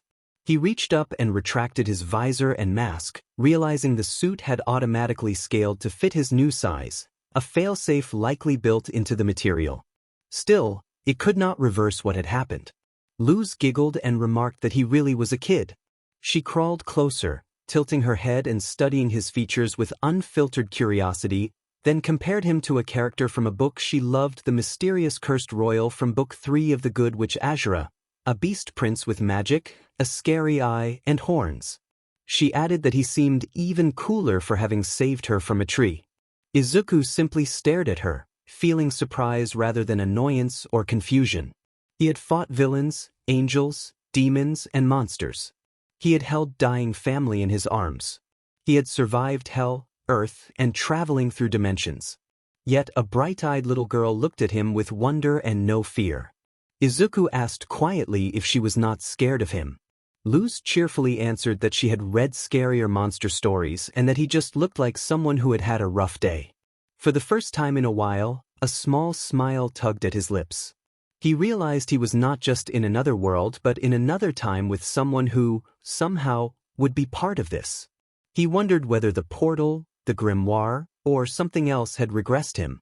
Before he could think further, Luz stood up and held out her hand, calling him Beast Prince and inviting him to find some snacks because he looked like he had not eaten in a week. Izuku paused, then chuckled softly and agreed. At the edge of the forest, Izuku suddenly paused, still troubled by something. He reached for the visor-linked comm unit embedded in his suit's neck and attempted to contact Vox, but only static answered. There was no frequency lock, no response, not even drone. Telemetry. He frowned and muttered that it must be the temporal field or something worse. Luz waved him on and said the hideout was this way. Izuku followed her into the woods, where overgrown vines parted around a shabby treehouse built from scavenged parts, cardboard, and hope. Inside were blankets, books, snacks, drawings, and glow-in-the-dark stars stuck to the ceiling. Luz tossed him a snack bar and chewed happily while asking what he was doing out here, calling him Beast Prince again. Izuku paused, then calmly told her his name was Izuku and that he was on a mission to save someone important to him. Luz tilted her head. Luz asked if he meant like a friend. Izuku smiled faintly and confirmed that was about right. He did not say the word son not like this, not when she looked her age, not when it might confuse or worry her. They sat and talked for hours about stories, magic, her favorite books, and his favorite people. When the sky turned orange, Luz stretched and yawned, saying she should probably get going because her mother worried if she was out too late. Izuku stood and offered to walk her back. They strolled under the fading sun, sharing silly stories. Luz handed him a half-eaten cookie she had been saving, and Izuku, though he did not say it aloud, was reminded of Eri. At her doorstep, Luz asked if she would see him again, and Izuku promised that he would be there. That night, alone at the treehouse, Izuku pulled out the grimoire and tried to open a portal again, tracing the glyphs with his fingers. The portal did not open, and he muttered that it was still blocked.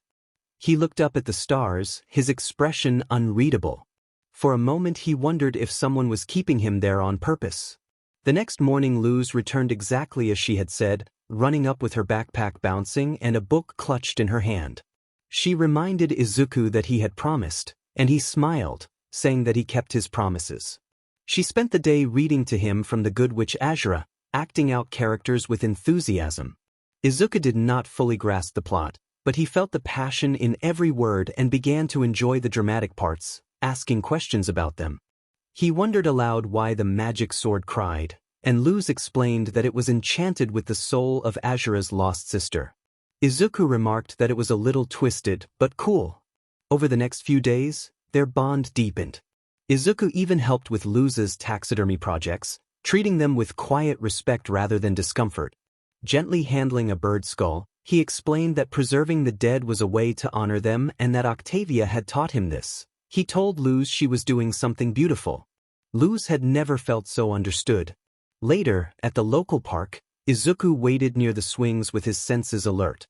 He saw Luz surrounded by 3 neighborhood kids who began to mock her. The children called her names and taunted her as a witch, and Luz hugged her book, eyes watering. Suddenly smoke rose from the sandbox and shadows lengthened in an unnatural way. The bullies froze as 2 glowing eyes, one green, one orange, appeared through the mist, shining with an intense, almost otherworldly light. A small cloaked figure stepped out, horns curling slightly over his head. Izuku's voice, layered with something older and deeper, warned that no one should harm the good witch. The bullies backed away in fear as Izuku added that he was her beast prince. They screamed and ran. When the smoke cleared, Luz stood stunned, cheeks flushed. Izuku rubbed the back of his neck and admitted he did not know why he had called himself that. It simply felt right. Luz covered her face with her book, her heart fluttering. After they had left the park and shared a few laughs, the two wandered back into the forest. Izuku asked why Luz had been at the park so late the night before. Luz looked down and brushed a dandelion between her fingers. She explained that she had been collecting flowers for her father. She crouched to pluck a violet-hued blossom and cradled it like something fragile, saying that her father had passed away when she was younger and that each year she left wildflowers in this spot because she liked to think he could see them. Izuku listened in silence, standing beside her and feeling the wind. He told her it was not silly. He admitted that he technically still had a father, but that he was not really around either. He explained that his father had taken a job that sent him far away and that it had kept him from coming back. Sometimes phone calls were difficult, and the distance made things complicated. Still, Izuku said, when he was little he had sometimes felt his father there in the shadows, reading him a bedtime story as he fell asleep. After a long, quiet moment with the sun painting the sky in soft purples and oranges, Izuku offered to help collect the flowers. Luz beamed and nodded.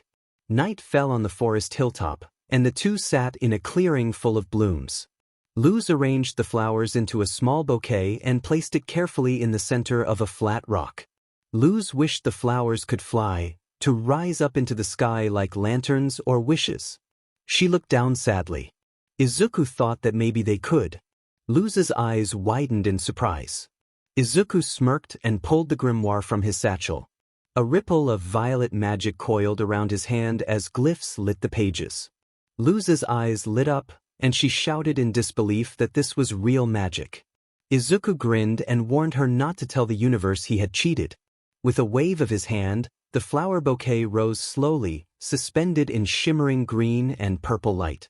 Petals from around the clearing joined them, swirling like glowing fireflies. They lifted gently into the sky, dancing like stars.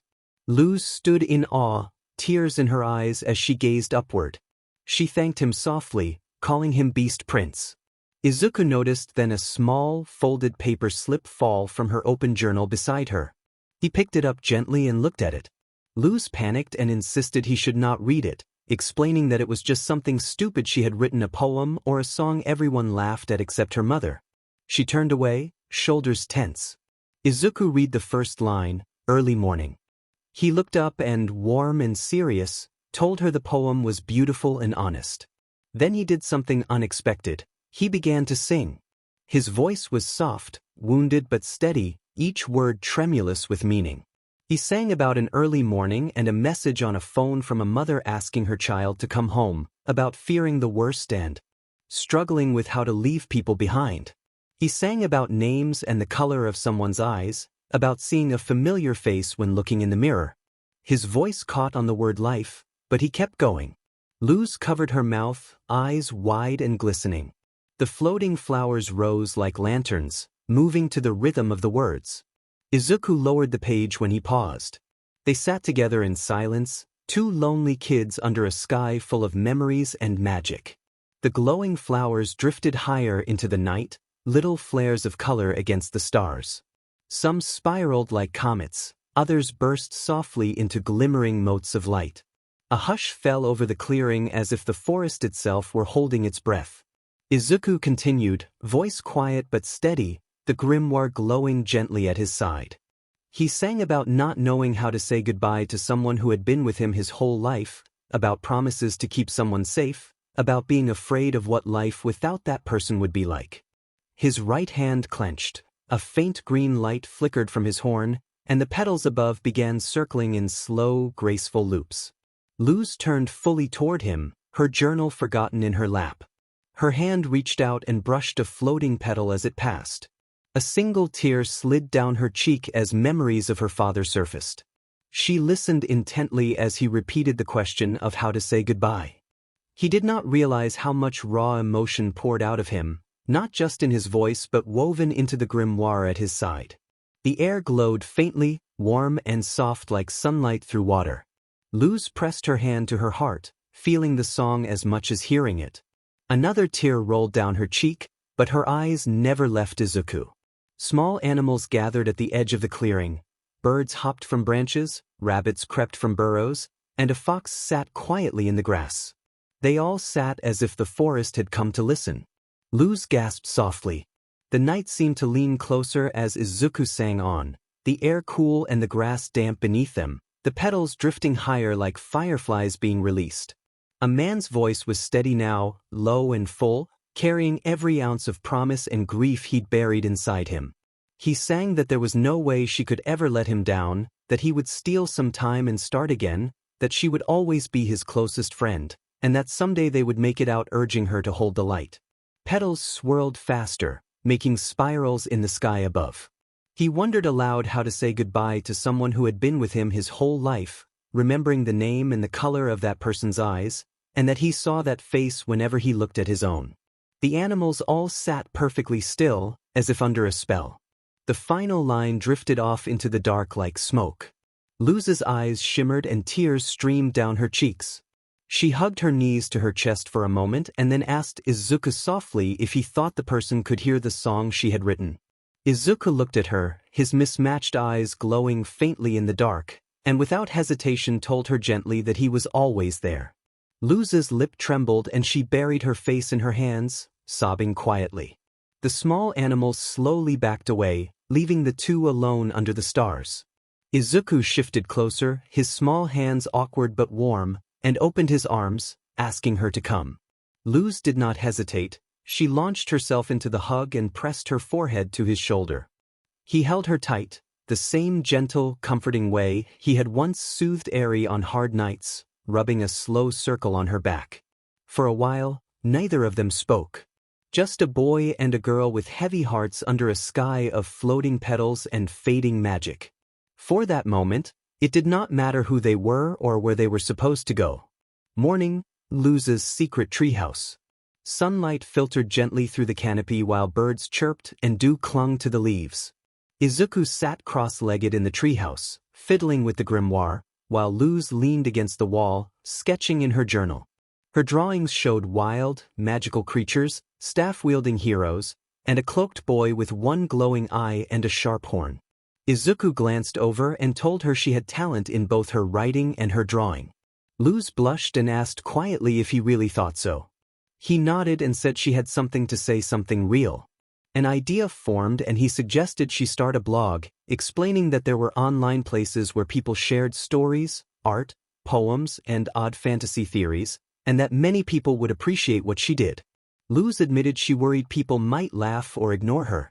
Izuku looked at her seriously and told her that would be their problem, not hers.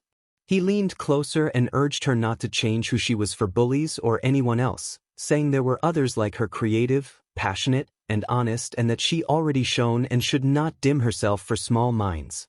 Luz widened her eyes at the unfamiliar encouragement, then nodded shyly and wiped her eyes, thanking him softly and calling him Beast Prince. Suddenly the grimoire at Izuku's side flared with light. It vibrated violently and runes spun across its pages. Izuku frowned in surprise, noting that that was new. Before he could react, a glyph circle expanded from the book and a pull yanked at his chest like a hook through the soul. The air shimmered, wind swirled around the treehouse, and birds scattered. Izuku fought the pull while reaching into his pocket and pulled out a simple bracelet made from twine and a small gem he had found near the river the night before. He held it out to Luz as the portal intensified, offering it to her. Luz grabbed it just as the portal grew stronger. Izuku smiled as he felt himself lifted slightly off the floor, telling her the bracelet was proof he was real and assuring her he would be back. He urged her to keep being herself and not stop dreaming. With a burst of green and violet light, the portal pulled him in. Luz stumbled forward, the bracelet clutched tightly in her hands and glowing faintly. Somewhere else. The portal spat Izuku out midair above a cliff and he dropped into a crouch, cape fluttering behind him. The atmosphere was thick with wild magic. The skies held floating rocks, glowing cracks, and odd shifts in gravity.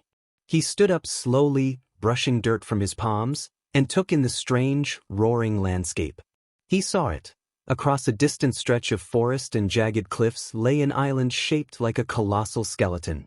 A titan's skull loomed on the horizon, its ribcage forming valleys and its spine stretching like a mountain range. Izuku exhaled in awe and identified the place as the Boiling Isles. He stepped forward and told himself to hang on, promising that he would not give up. On the cliffside, the wind howled gently as he stared at the skeletal silhouette dominating the horizon. The massive skull crowned the island, its hollow eye sockets glowing faintly with magic.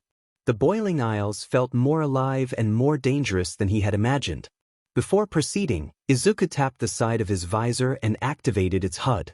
A shimmering interface blinked to life over his right eye, and he muttered that he would check how much time had passed since he left Hell. He pulled up the sync time log connected to the Hell Nexus clock tower and was surprised to see that no time had passed there. He furrowed his brow and thought that either time moved differently here or something was shielding this realm from temporal connection. He pulled out his phone to check for signal and found nothing, no bars, no dimensional sync, no V's, and no family. Izuku grimaced, acknowledged the lack of contact, clenched the device in frustration, and holstered it. Later, he reached Bonesborough Public Library. The Boiling Isles Library was a crooked, towering structure of fused bones, coral spires, and ancient stones that creaked with age and ambient magic. Izuku moved silently between the aisles, his cloak trailing behind his smaller frame and the grimoire hanging at his side. He scanned text, symbols, and enchantments burned into old pages. He asked questions and read histories of the Titan, accounts of ancient wars, and philosophical debates about the soul of the Isles. He found no definitive mention of the Titan's heart, no location, no map, no clear passage pointing to where its core might be. Only theories remained, that the Titan's heart still beat in the depths of its corpse, that it fueled the magic of the Isles, that the Emperor had once sought it but never found it. Izuku closed a book and whispered that either nobody knew or someone had erased the truth. He studied a mural on the library wall, a painting of the Titan's skull cracked open like a temple, and thought that if the Titan were the realm's source of magic, its heart must still exist hidden, guarded, perhaps even alive. As he returned the books and left the library, his altered danger sense pulsed faintly at the back of his head. It was not an immediate threat but a warning. He was not alone in this realm anymore. The streets bustled with witches, demons, and odd hybrids hawking magical goods, trading spell ingredients, and gossiping in every direction. Izuku wandered carefully with his cloak wrapped tightly and his visor down, observing everything. He spent most of the morning gathering whispers, rumors, and local legends. One name kept coming up, Emperor Bellows, praised as the great ruler, the holy protector, the one who brought order. Every time Izuku read about him or overheard someone praising him, his danger sense gave a small twinge. He thought that Bellows sounded too good to be true and reminded himself that he had met many who pretended to be saviors. As dusk fell and the sky turned orange and purple, Izuku walked along a dirt path when something small collided with his boot. He looked down to find a tiny dog-like creature with a skull for a head, stubby limbs, and a thick collar. The creature growled and then sneezed adorably before declaring itself the king of demons and ruler of all. Izuku blinked, felt a soft kinship with the little creature, and asked if it was all right. Before the creature could respond, a woman's voice called from behind the trees, announcing that she had found the little terror. Izuku looked up to see a tall woman jogging over with wild gray hair, a red top, and sharp yellow eyes. Ida Clawthorn. Izuku crouched, gently picked up the stubby creature, and asked if it belonged to her. Ida grinned, said she was more like the creature's babysitter, and thanked him. She looked him over and asked if he was from the mainland. Izuku smiled politely, said that he was something like that, and gave his name. Ida introduced herself as Ida Clawthorn, the Owl Lady, and complimented his reflexes. The small creature grumbled as it curled up in her arm and mockingly demanded that mortals kneel when it entered. Izuku chuckled and said he would try to remember that. Shortly after, Market Corner. As Izuku turned a corner on his way to a bookstore kiosk, he accidentally bumped into two young girls. Both tumbled to the ground with a startled yelp. Izuku immediately knelt and apologized, offering them a hand. One girl had mint green hair in a tight bob and sharp eyes. The other had longer dark green hair and eyes wide with kindness and confusion. They appeared around his own age. Izuku asked if they were hurt, and the dark-haired girl said they were fine while the green-haired girl brushed off her dress and told him to watch where he was going. Izuku acknowledged his fault and apologized again. He recognized them as Willow Park and Amity Blight, names Luz had mentioned. He smiled at them, unaware of how many tangled fates were already overlapping, and offered to help them up. Amity blinked and called him weird but thanked him. Willow giggled and said she thought he was nice. Izuku asked why they were at the bookstore so late. Willow explained they were hoping to get a copy of the Mythos and Physiology of Titan Hearts before school tomorrow. Amity added that it had been sold out and was required reading for the Advanced History Club. Izuku opened his satchel and produced the very tome he had borrowed earlier that day from the library. Both girls' eyes widened with surprise and excitement. Izuku considered and then proposed a deal. He would let them borrow the book if they helped him understand Boiling Isle's culture, the history, customs, and the Emperor. The girls exchanged a look. Amity asked if he was not from around here. Izuku admitted he was visiting from far away. Willow introduced herself and accepted the deal. Amity warned him not to waste their time. Izuku agreed. Over the following week, Izuku spent each afternoon after market hours walking through old plazas, sitting at the edge of steaming moorlands, or listening in quiet alleys while Willow and Amity explained bits of Isle's culture. Willow showed him glyph basics, wild marks on old stones, and little-known traditions from witches outside the Emperor's coven system. Amity explained the political structure, the history of the Emperor's rise, and what was officially taught in schools. Some parts made sense, others made Izuku's instincts prickle, especially the parts about coven branding, restricted magic, and the Emperor's censorship of ancient texts. One night as they walked home, Izuku thought that these kids were not just smart but quietly brave, and that Luz would love them. He felt grateful for the help and for the small moments of normalcy in a world built from bones and wild magic. Afternoon, Forest Lake outskirts. Their usual spot by the lake was peaceful, a sparkling surface bordered by thick, curling trees and sun-dappled moss. Amity sat with her book open beside her wand while Willow hummed and coaxed little flowers to bloom along the rocks. Izuku stood nearby, scanning the water and musing over a vague line in the history book about a silent tree beneath the lake. Suddenly his danger sense flared. A sharp spike of electricity ran down his spine. He shouted for them to move and lunged, shoving both girls aside just as something large and swift shot from the water. A long, root-like appendage wrapped around Izuku's waist and yanked him into the air.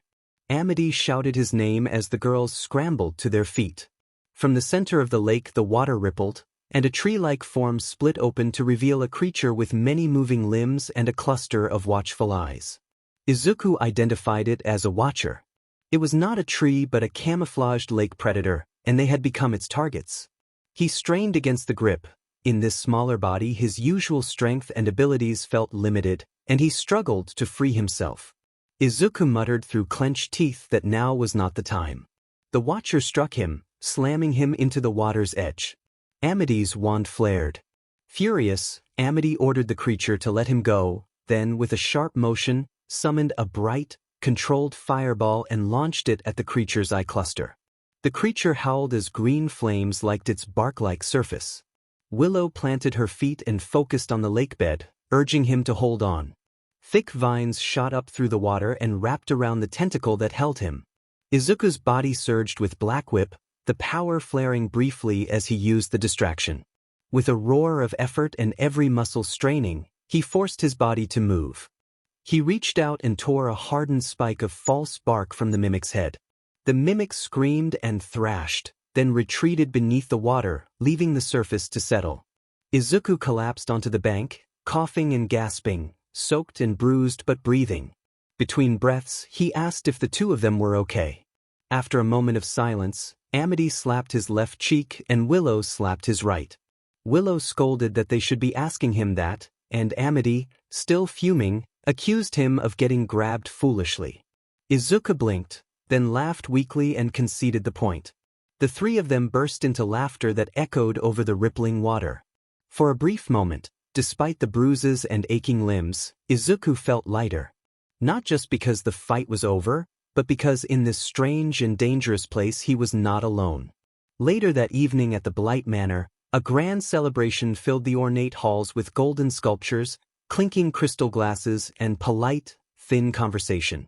Izuku stood near the front entrance, wearing his formal cloak over his armor and clutching two small velvet boxes that contained bracelets, one for Amity and one for Willow.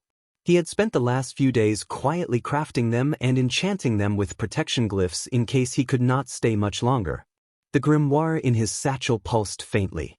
Time was short, but before he left he had something important to do. At the door a security guard asked for his name. Izuku answered that his name was Izuku. The guard blinked and then stepped aside. The Blights may not have known him, but the magic on his cloak and the invitational crest from Amity allowed him entry. Inside, murmured conversations continued behind fans and goblets. No one noticed him at first, just another guest among the high-ranking attendees. In a far corner, he Saw Amity, younger and nervously twisting the edge of her sleeve, and the looming silhouettes of Odelia and Alidor Blight under the crystal chandeliers. Odelia demanded to know why Willow was present and insisted she had not been on the guest list. Amity insisted that Willow was her best friend. Alidor dismissed the concern, saying Blights only associated with the strongest witchlings and suggesting she could choose new companions from the suitable guests. Osja and Skara stood to the side, bored but watching. Amity protested that just because their parents worked with other families did not mean she had to like those children. Odelia, cold and sure, warned that good children did not squabble and commanded Amity to sever her ties with Willow, threatening that they would make sure the girl was never admitted into Hexside if she did not comply. Amity's hands clenched and her eyes shimmered, but she remained frozen. That was when Izuku had enough. He opened his grimoire beneath his cloak and traced a spell he had practiced for weeks, a shimmering illusion tied to authority that had to be flawless. Green magic surged around him, and in an instant his form shifted. Where Izuku once stood now loomed the tall, imposing figure of Emperor Bellows, robes fluttering with menace and power. The room fell silent. The illusion, in Bellows's form, demanded in a cold, booming voice what he had heard about severed ties. The assembled guests froze. Odelia went pale, Alidor stumbled backward, and Amity looked up in stunned shock. The illusion stepped forward and announced that he had come to discuss their abomination production line and to meet their heir, then accused them of whispers of threats and social coercion, asking if they had no shame. Alidor panicked and begged to speak privately. Odelia bowed rapidly and insisted it was a misunderstanding, that they had simply been trying to ensure their daughter's standards. The illusion cut her off with a curt command for silence. The air grew heavy. Several guests backed away. Even Bosca's smugness vanished. Izuku, disguised as Emperor Bellows, declared that the child showed strength, will, and loyalty traits valued by the Emperor's coven and questioned how anyone could punish her for them. He turned slightly and named the other child Willow. Willow appeared at the hallway's edge, having overheard everything, and her eyes widened. Izuku, still in the Emperor's guise, glared at Odelia and announced that from that day forward Willow was welcome at Hexside by his personal decree, and that any attempt to sabotage her future, her enrollment, or her reputation would be considered treasonous manipulation. Gasps rippled through the gathered nobles. Odelia nearly collapsed into her bow. Willow stood frozen, unsure whether she was dreaming. Amity trembled and turned toward the Emperor, who, despite the mask, gave her the smallest, warmest smile. In that moment she knew. Blight Manor fell silent as the weight of the Emperor's wrath settled over the stunned guests. Izuku demanded confirmation that his orders were understood. Both Odelia and Alidor Blight nodded rapidly, sweat forming at their brows. Odelia stammered that it was perfectly clear, and Alidor bowed, swearing they would do whatever was necessary. Izuku turned away, cape swirling, and summoned Amity and Willow to follow him. The girls hesitated, then walked after him. Down a quiet corridor, Izuku subtly cast a memory spell from the grimoire. A glowing wisp of green smoke curled invisibly toward the real Bellows' mind across time and space. He intended that when Bellows next slept, he would dream of standing in that hallway and speaking those words, until the lie became memory and a truth Bellows believed. Once inside the private study and out of view, Izuku released the illusion. Green flames peeled away the golden mask, and his form shrank back into the familiar boy with mismatched eyes and a white horn. Willow reacted with shock at seeing Izuku, Amity stood wide-eyed and accused him of being the emperor. Izuku admitted, quietly, that he had been the emperor only for that night. He explained that he could not let them be separated. He had lost someone important before because of status and expectation, and he would not let that happen again. The girls were speechless. Tears brimmed in Willow's eyes. Amity looked away, arms crossed but hands trembling, and quietly thanked him. Izuku reached into his cloak and produced 2 small boxes, each containing a bracelet, one purple and green, the other gold and wrapped in vine motifs, each set with a small gem carved with a protective glyph. He said he could not stay much longer because the grimoire was calling him to the next place, and he wanted them to have something to remember their time together. He praised them as amazing friends.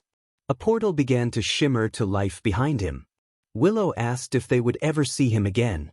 Izuku gave a sad smile and said he did not know, but promised that if he could, he would come back. Before he could turn, both girls lunged forward and hugged him tightly and fiercely. Willow whispered her thanks. Amity, quietly, told him to be safe and called him Beast Prince. Izuku's eyes widened at the nickname, then he returned the hug with a full heart. The light pulled harder, and with a final glance he stepped back and vanished into the portal. Leaves crunched underfoot. The scent of moss and rain hung thick in the air. Izuku looked around, confused. It was not hell, not the Isles, and not earth, only wild, looming trees. A scream split the air. Izuku spun toward it and saw 3 girls about his age surrounded by a pack of snarling, spined wolves with eyes that glowed red and fangs bared. He narrowed his eyes and dropped into a fighting stance, the grimoire glowing at his side. There was no time to think, he moved to act. Back on Earth, late afternoon in a forest clearing, the wind rustled through the trees and birds scattered from the treetops as the snarls of a hungry wolf pack echoed through the woods. And Marcy and Sasha had taken a wrong turn on their school camping trip and found themselves cornered. 5 wolves circled them, teeth bared and muscles tense. Sasha planted herself in front of the others, holding out a long stick with shaking but determined arms. And grabbed a rock. Marcy trembled behind them. One wolf lunged and Marcy screamed as she fell to the ground. And Sasha cried out for Marcy, but before the wolf's jaws could close, something slammed into it from the side. A blur of motion collided with the animal in a non-graphic, anime-style burst of metal and crackling energy that sent the wolves reeling. The wolf is hurled through the air and slams into a tree trunk, the bark cracking on impact. The others skid back, startled. The girls look up and freeze. A boy stands between them and the wolves. He appears around 10 years old but wears high-tech armor. His right eye glows bright green and his left like molten gold. A single white horn curls from the side of his head, and a long, dragon-like tail flicks behind him like a warning. Sasha's eyes widen as she wonders what is going on, and stammers and asks if he is a demon. Marcy, in awe, suggests he might be a mutant. The boy turns his head, only halfway looking back at them. His voice is calm but commanding as he tells them to stay behind him and that he will take care of the wolves. He flexes his fingers and small sparks of black whip shimmer beneath his gauntlets. The remaining wolves, startled but recognizing a greater threat, begin to circle again and snarl louder. Izuku steps forward with his tail lashing, his visor glowing faintly as he scans their positions. He thinks that they are just normal wolves, no corruption, no magic, only scared, hungry animals, but he still needs to protect the girls. He lowers his stance and prepares to end the confrontation quickly. The wolves spread out to flank him, eyes flicking between his glowing tail and the armored plates on his limbs, unsure whether he is prey or predator. The air around him steadies. Instead of fear, his mind echoes with a memory of Millie, his demon mother, grinning as she held an axe and telling him that if he ever gets swarmed by beasts he should stay calm, be smart, be kind if possible, and always protect those behind him. She taught him how to fight without killing, how to control his strength, and how to read an animal's fear. Now he uses that training. The first wolf lunges. Izuku pivots and sidesteps, using the wolf's momentum to flip it and catch it by the scruff midair before tossing it back toward the others. The creature lands stunned and scrambles to its feet. When another wolf aims for his arm, Izuku spins and sweeps his tail low, knocking its legs out from under it, then plants a boot beside its neck to hold it fast without harm. The girls watch in awe. Sasha notes that he is not even hitting the animals hard, and whispers that he is controlling them. Marcy's eyes sparkle as she excitedly proclaims that it is like watching anime in real life and that he is using technique rather than brute force, classic protagonist energy. Izuku dodges the final charge, grabs the lead wolf by the shoulders, and with a fluid motion hurls it gently but firmly back toward the pack. The creature yelps and tumbles into the others. The wolves regroup, give a final growl, then turn and bolt into the trees, scattering with SBM's SV yelps. Silence returns and birds begin to chirp again. Izuku stands tall, breathing softly as the armor's glow fades and his tail flicks behind him. He tells the girls that they are safe now. Suddenly a stick strikes the back of Izuku's head from behind and snaps in half. Everyone freezes. The stick has broken cleanly across the back of his armored helmet. Izuku remains unfazed and slowly turns his head. Sasha stands wide-eyed behind him, holding the splintered half of the stick, and exclaims in shock while Marcy yells at Sasha, insisting that he just saved them. Sasha defensively explains that she thought he was a mutant or an alien because of his tail and glowing armor. Izuku chuckles, reassuring them that he understands and that he probably would have reacted the same way. As he smiles, the glow on his helmet pulses and the helmet retracts, collapsing smoothly back into the collar of his suit with a hiss of steam and shifting metal. His face becomes visible, young, around 10, with messy white hair, a single curved horn, glowing green and orange eyes, and a faint, battle-worn expression under his calm demeanor. The girls stare in awe, and whispers in amazement. Marcy, excited, declares that he really is a protagonist. Izuku bows slightly and introduces himself as Izuku, clarifying that he is not a mutant or a supervillain. Sasha apologizes for the stick and Izuku grins to show that no harm was done, and offers her name, followed by Marcy and then Sasha, and they all shake hands. Izuku grows serious again and asks if any of them recognize the name Andreas. The girls look at one another and say they do not. Marcy speculates that it might be a video game boss, but Izuku responds quietly that Andreas is connected to a mission and someone important he needs to find. He then asks what they were doing out here in the woods. Sasha rolled her eyes and explained that it was a school camping trip, and, grinning, said they had been trying to find Marcy. Marcy, blushing, admitted that she had gotten distracted playing her Switch and had forgotten to pay attention to her surroundings. Sasha added that Marcy had wandered off several times already. Marcy mumbled an apology. Izuku chuckled softly and reassured them that he had traveled with worse and that at least they were all fine now. And, hopeful, asked if he would walk them back to camp. Sasha, glancing at Izuku's tail, said it would be nice if that was okay. Izuku nodded but hesitated, explaining that he would get them close but preferred to stay hidden in the woods until they reached their group. Marcy smiled and suggested he was like a guardian. Izuku smirked and agreed that it was something like that. He motioned toward the trail and gently led them through the underbrush. The four continued along the forest path, and the camp's distant lanterns finally became visible through the trees. The earlier tension faded into curiosity and light banter until Anne, tilting her head, bluntly asked whether he was some kind of demon. Izuku slowed and stared at the dirt path ahead. After a moment, he admitted that in a way he was, and in another way he was not. He told them he had once been human, just a regular kid, but that some very bad things had happened and he had changed, or perhaps the world had changed him. His tail flicked softly as he walked, and his voice tightened with the weight of those memories. He said he still tried to do the right thing and to protect people, but that what he had become was complicated. Marcy suddenly widened her eyes and asked if his name was Izuku. When he confirmed it, she brightened as if she had won a prize, explained that her favorite manga was My Hero Academia, and excitedly offered that the main character's name was Izuku Midoriya. She rummaged through her backpack until she pulled out a slightly wrinkled manga volume and beamed over it. Izuku froze when he saw the cover, a teenage version of him smiling nervously in a green outfit. He cautiously asked if he could look at the book for a moment. Marcy, a little stunned, handed it to him and warned him to be gentle because the first volume was hard to find in print. Izuku took the book with trembling hands and opened to the first page. He read the opening line declaring his name and the childhood dream of becoming a hero. As he flipped through the next pages, his childhood, the bullying, the encounter with a mentor, he realized the story mirrored his life almost exactly, rendered as fiction. And asked if he was okay, but he did not answer immediately. He closed the book slowly and returned it to Marcy, then turned away, shaken but steadying his voice as he explained that the situation was a lot to take in. He said he thought he understood what was happening. This world had a version of him as a story.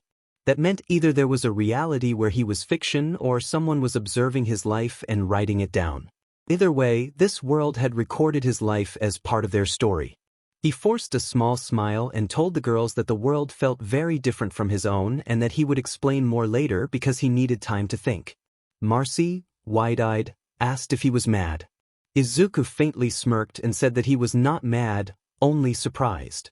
They reached the edge of the treeline with the camp just beyond. Sasha pointed out their group and asked whether he wanted to come with them. Izuku shook his head and explained that he had promised to remain hidden, but that he would stay nearby. He gave a short wave and began to slip back into the trees. Marcy called after him that he was way cooler than the manga version of Midoriya, and thanked him for saving them. Sasha grinned and said that next time he would owe them snacks. Izuku smiled over his shoulder and promised that there would be a next time, then disappeared into the trees, still trying to make sense of a world where his life had been written down. He paused just behind the trees and crouched low, cloaked by foliage and shadow, making sure no adults could see his horn, tail, or advanced armor. The girls stopped at the edge of the camp. Marcy quietly and hopeful asked whether he would like to hang out with them sometime when they were not lost in the woods. Izuku blinked and hesitated. The idea of relaxing and spending time with other kids felt foreign, something he had never had. Their sincerity warmed a part of him he had thought long gone cold. He gave a faint nod. Izuku nodded and agreed that when they were free he would come. Marcy lit up, her entire face beaming as if she had been handed a gift. Sasha smirked and told him he owed them stories and maybe a lesson on how he had thrown that wolf so far. Anne grinned and added that she wanted to know how he got a tail or how to reach his fashion designer. He chuckled lightly and raised his armored wrist. It was a new feature he had learned, though he still couldn't find the Vox drone. The armor shifted with a soft whir, morphing into a sleek adapter plug patterned with blinking runes and USB-C connectors. The girls blinked in surprise. Izuku asked Marcy for her phone. Marcy, stunned but excited, handed over her smartphone. The adapter extended and slid neatly into her port. The screen indicated that a contact upload was in progress and that the connection was encrypted and secured. A soft chime followed, and on her screen a new contact appeared named Izuku with a tagline that said to just call and he would be there. The secure messenger ID was enabled. After removing the plug, Izuku told them that if they ever really needed him they should send a message or call. He would feel the signal and come. Sasha crossed her arms and said she was next, and quickly agreed. He did the same for both of them, uploading secure communication links to his suit that bypassed normal cell towers and ran on the same tech-ether frequency his Vox drones used. When the last upload finished, Izuku stood a little taller as his armor reset with a faint pulse. He asked them to keep it to themselves, explaining that he was not from their world and did not want to cause problems for them. Marcy nodded and promised they could be counted on. Sasha assured him they had his back, and smiled quietly and thanked him for helping Marcy. He gave a short wave and began walking backward into the trees, green and orange eyes glowing faintly beneath the shade. As the girls jogged toward camp, chatting excitedly and waving one last time, Izuku whispered to himself that maybe this world wasn't so bad. Over the past month Izuku had grown close to Sasha and Marcy, forming a rhythm with them not unlike the one he had back in the Boiling Isles. They went on long walks through the woods, shared lunch in hidden groves, and trained together in light combat sessions. He taught them how to defend themselves, how to read animal behavior, and how to escape dangerous situations without relying on brute force. Their friendship bloomed like spring, playful, chaotic, and occasionally glitter-covered. They pulled harmless pranks, told ghost stories, and shared dreams under the stars. Izuku did not tell them the full truth about his mission or the worlds he came from, explaining that he was trying to save his son while trapped in a child's body in another dimension felt wrong to dump on them. Instead he laughed with them, taught them, listened, watched over them, and observed. He noticed red flags. Sasha was quick-witted and brave, a charismatic presence who could start revolutions or end wars. Beneath her confidence, though, was something darker, a need to control, a drive to always win. Izuku saw it in how she steered conversations to her favor and how she dismissed Anne's softer ideas as silly. He noticed how Marcy, despite her boundless curiosity, often adjusted her behavior based on Sasha's mood. At first he chalked it up to childhood social dynamics. Then the rooftop incident happened. The final straw came with that moment. It had been supposed to be a big rehearsal, and had spent weeks practicing her lines for the school's medieval fantasy play and was proud of the role she had earned. Just before rehearsal, Sasha convinced them to skip it. Sasha argued that the school event was stuffy and that Anne would barely have 5 lines, and she proposed something more fun. Marcy hesitated and reminded them that Anne had worked hard. Sasha countered that Anne deserved a break, saying the rooftop was empty, the sun was out, and she had brought a Bluetooth speaker. And, unsure and not wanting to spoil the mood, tried to protest, but Sasha was already dancing and laughing and pulling them along. They were caught 20 minutes later.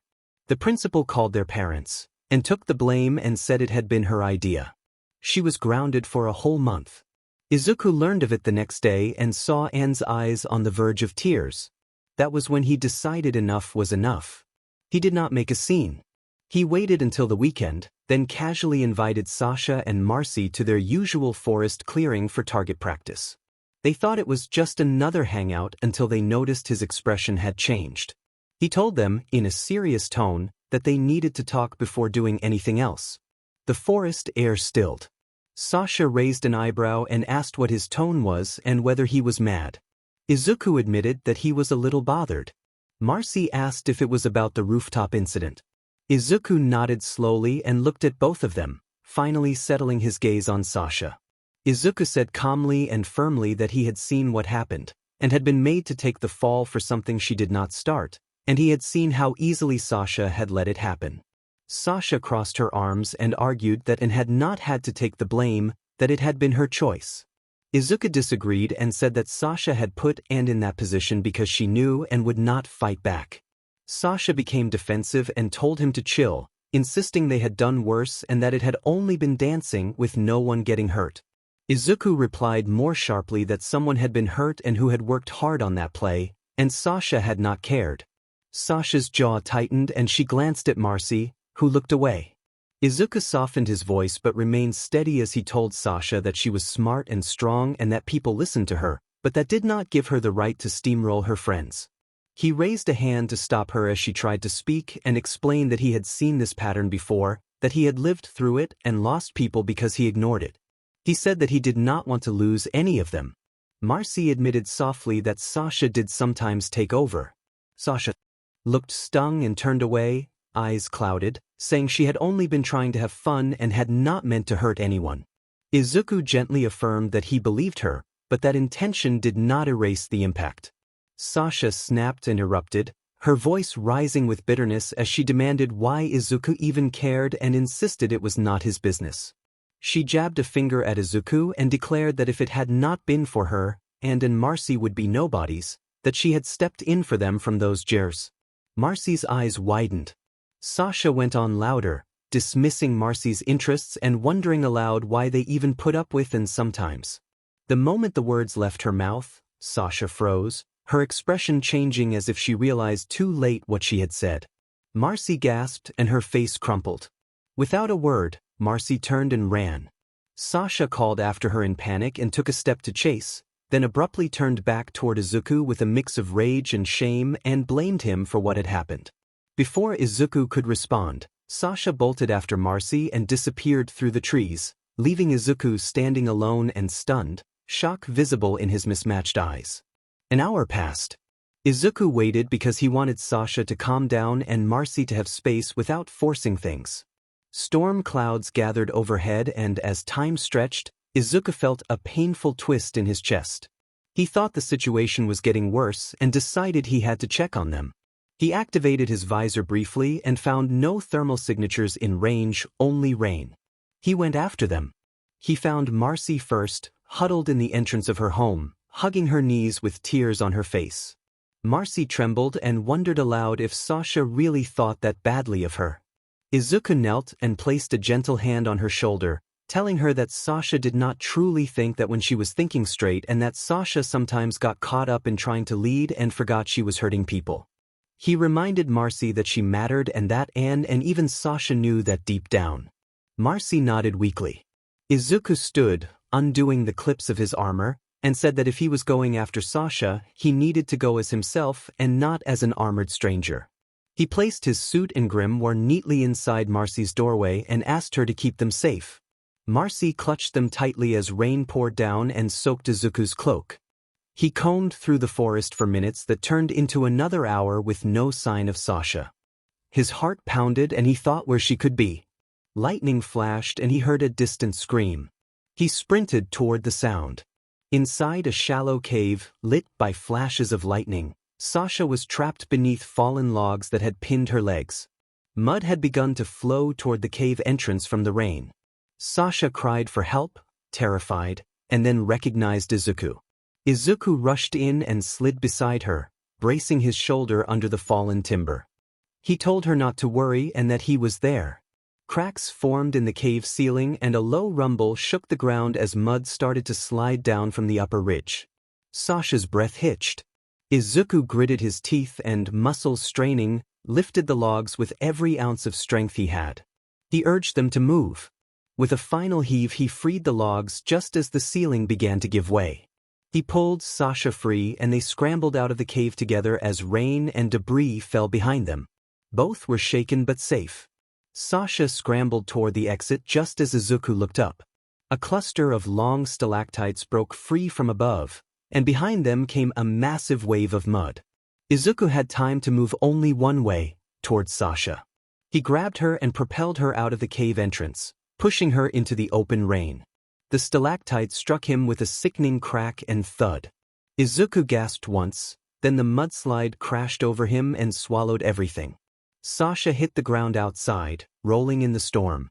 She scrambled up, panting and soaked, and saw the cave mouth sealed with mud, stone, and debris. Sasha screamed Izuku's name, and her voice vanished into the roar of the storm. Inside, everything went cold and then dark. Sasha sprinted through the rain, shaking and desperate. She ran straight to Marcy's house and pounded on the door as if her life depended on it. Marcy appeared in the doorway clutching Izuku's grimoire, face streaked from crying. Marcy refused to talk at first, but when Sasha explained that Izuku had been crushed while saving her, Marcy's expression changed and she nodded. The two of them hurried to get Anne. They found Anne at home, withdrawn and sulking, but when she saw Sasha's pale, muddy, terrified face she did not ask questions and grabbed her coat. The storm continued to rage, but they did not stop. The three of them clawed at the mudslide with sticks, hands, and rocks. Their hands were scraped and raw, their arms ached. Sasha kept begging for him to be okay. After a long, frantic search, the mud gave way. Marcy screamed and froze, spotting signs of injury. They dug faster and finally uncovered Izuku. He was crushed beneath fallen stalactites and seriously wounded, pinned by a long spike. And panicked and, with shaking hands, pulled the spike free. For a moment the forest fell silent and it felt like everything had stopped. Then Izuku gave a ragged cough and gasped weakly. All three girls cried out with relief. They carried him back to Marcy's house as gently as they could, trembling with worry. They laid him on blankets and pulled pillows under his head. And tried to stitch what she could. Marcy cleaned his wounds. Sasha held his hand and whispered apologies. As they worked, a faint golden energy began to pulse from within him, slowly knitting his wounds together. They watched in stunned relief as the injuries started to mend. He remained unconscious, so they did not leave. Each of them rolled out a sleeping bag and stayed by his side, refusing to be anywhere else. One by one they drifted into exhausted sleep. Sunlight filtered through the window the next morning and birds chirped faintly. Izuku stirred and his eyes fluttered open. He felt sore but alive. He looked to his side and saw Sasha and Marcy asleep in their sleeping bags, huddled close as if forming a protective barrier around him. He drew a shaky breath and managed a weak, hoarse greeting. Sasha and Marcy woke one by one and cried that they had thought they lost him. Marcy held up the grimoire to show she had kept it safe.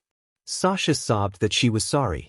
Izuku wrapped his arms around all three of them and told them quietly that he was okay because of them.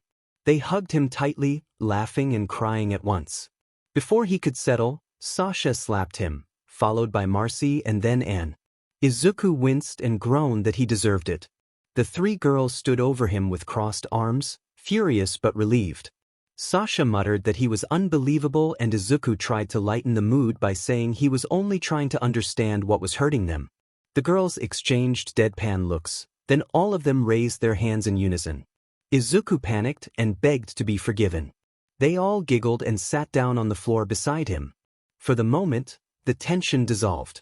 Later that afternoon, they sat around Marcy's kitchen table, sipping juice boxes and nibbling cookies. Rain tapped gently against the windows, soft now instead of frightening. Izuku leaned back in his chair, his cloak still drying by the heater. He reassured Sasha that she did not have to explain anything if she did not want to.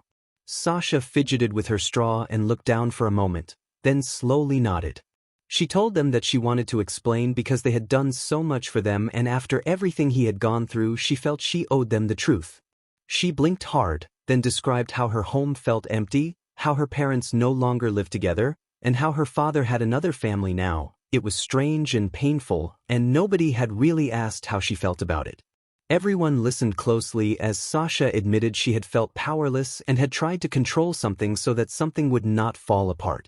She confessed that even though her family still loved her, she still felt broken inside, and that in trying to take control she had made mistakes. Tears filled her eyes as she said she had messed things up instead. Marcy reached across the table and took Sasha's hand, offering forgiveness and asking only that Sasha not say hurtful things again. Sasha nodded and promised. She then turned to Anne and owned up to the rooftop incident, saying and did not have to take the blame.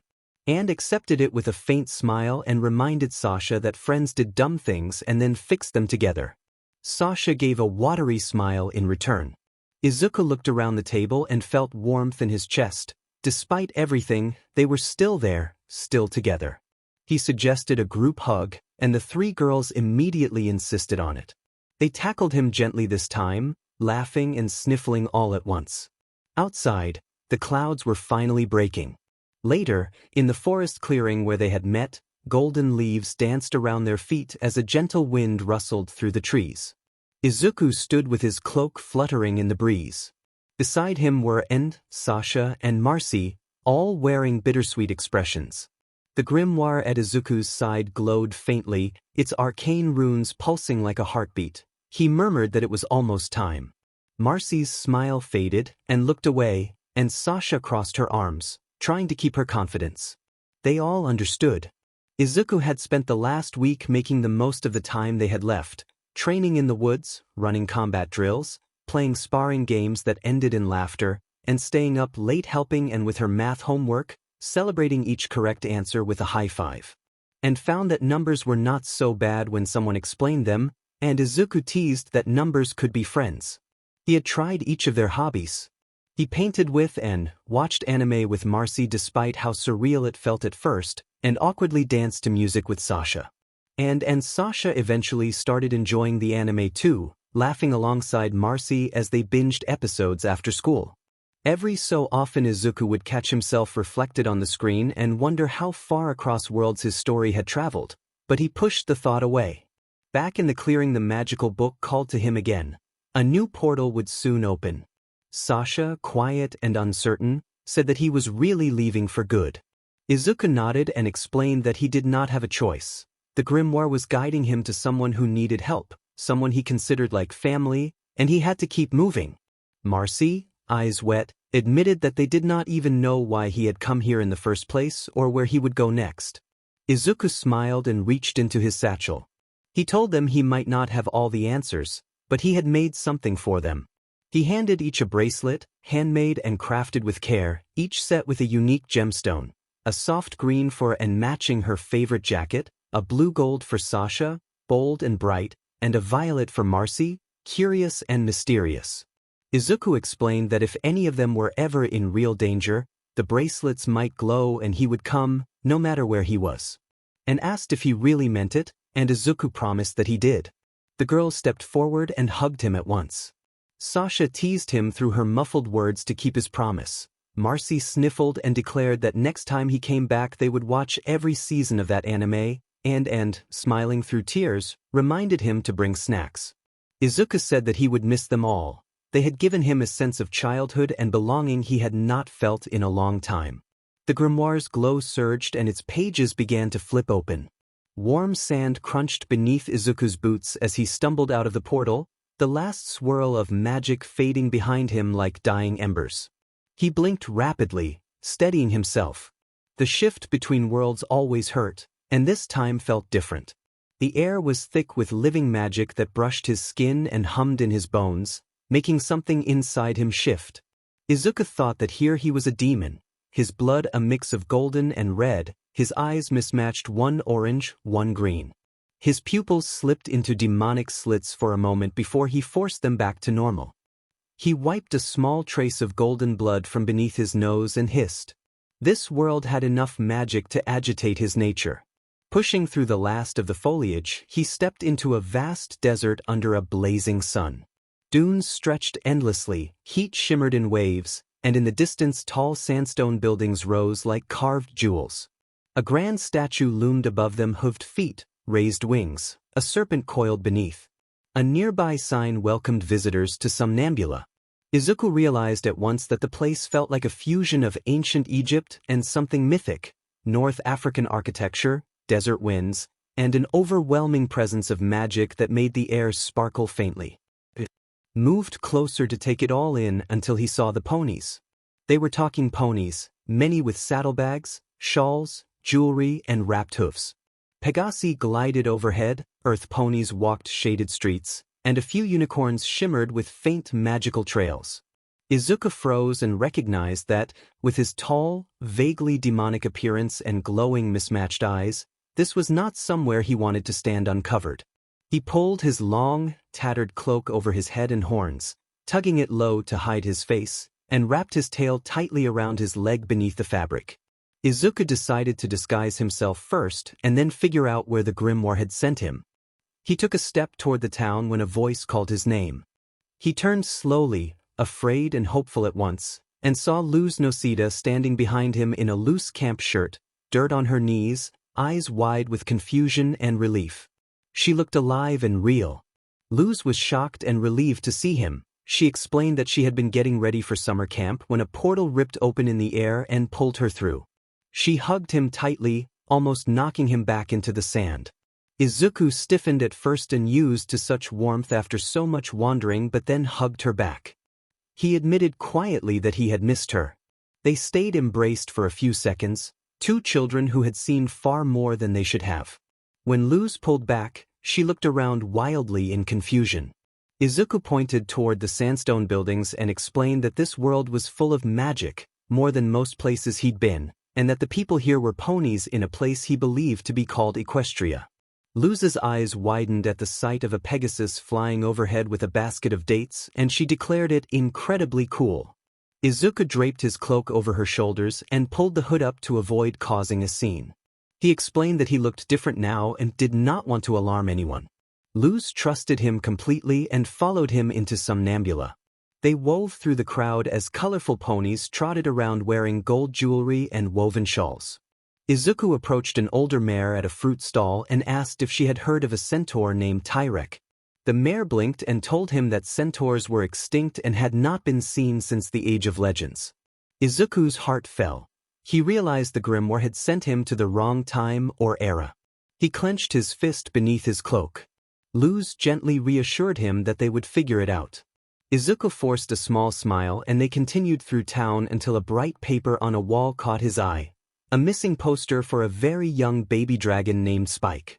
The image of the small, chubby purple dragon with green frills tugged at him despite his original mission. Izuku asked a group of ponies near a fountain about the missing baby dragon. A sand-colored stallion explained that the dragon had been kidnapped not long ago while a unicorn filly and her family were visiting and that no pony knew for certain who was responsible, though rumors pointed to goblins. Luz gasped and clenched her fists at the thought. Izuku felt a pull he could not ignore and quietly resolved that they were going to find the baby dragon. Luz agreed immediately that no one would kidnap a child on their watch.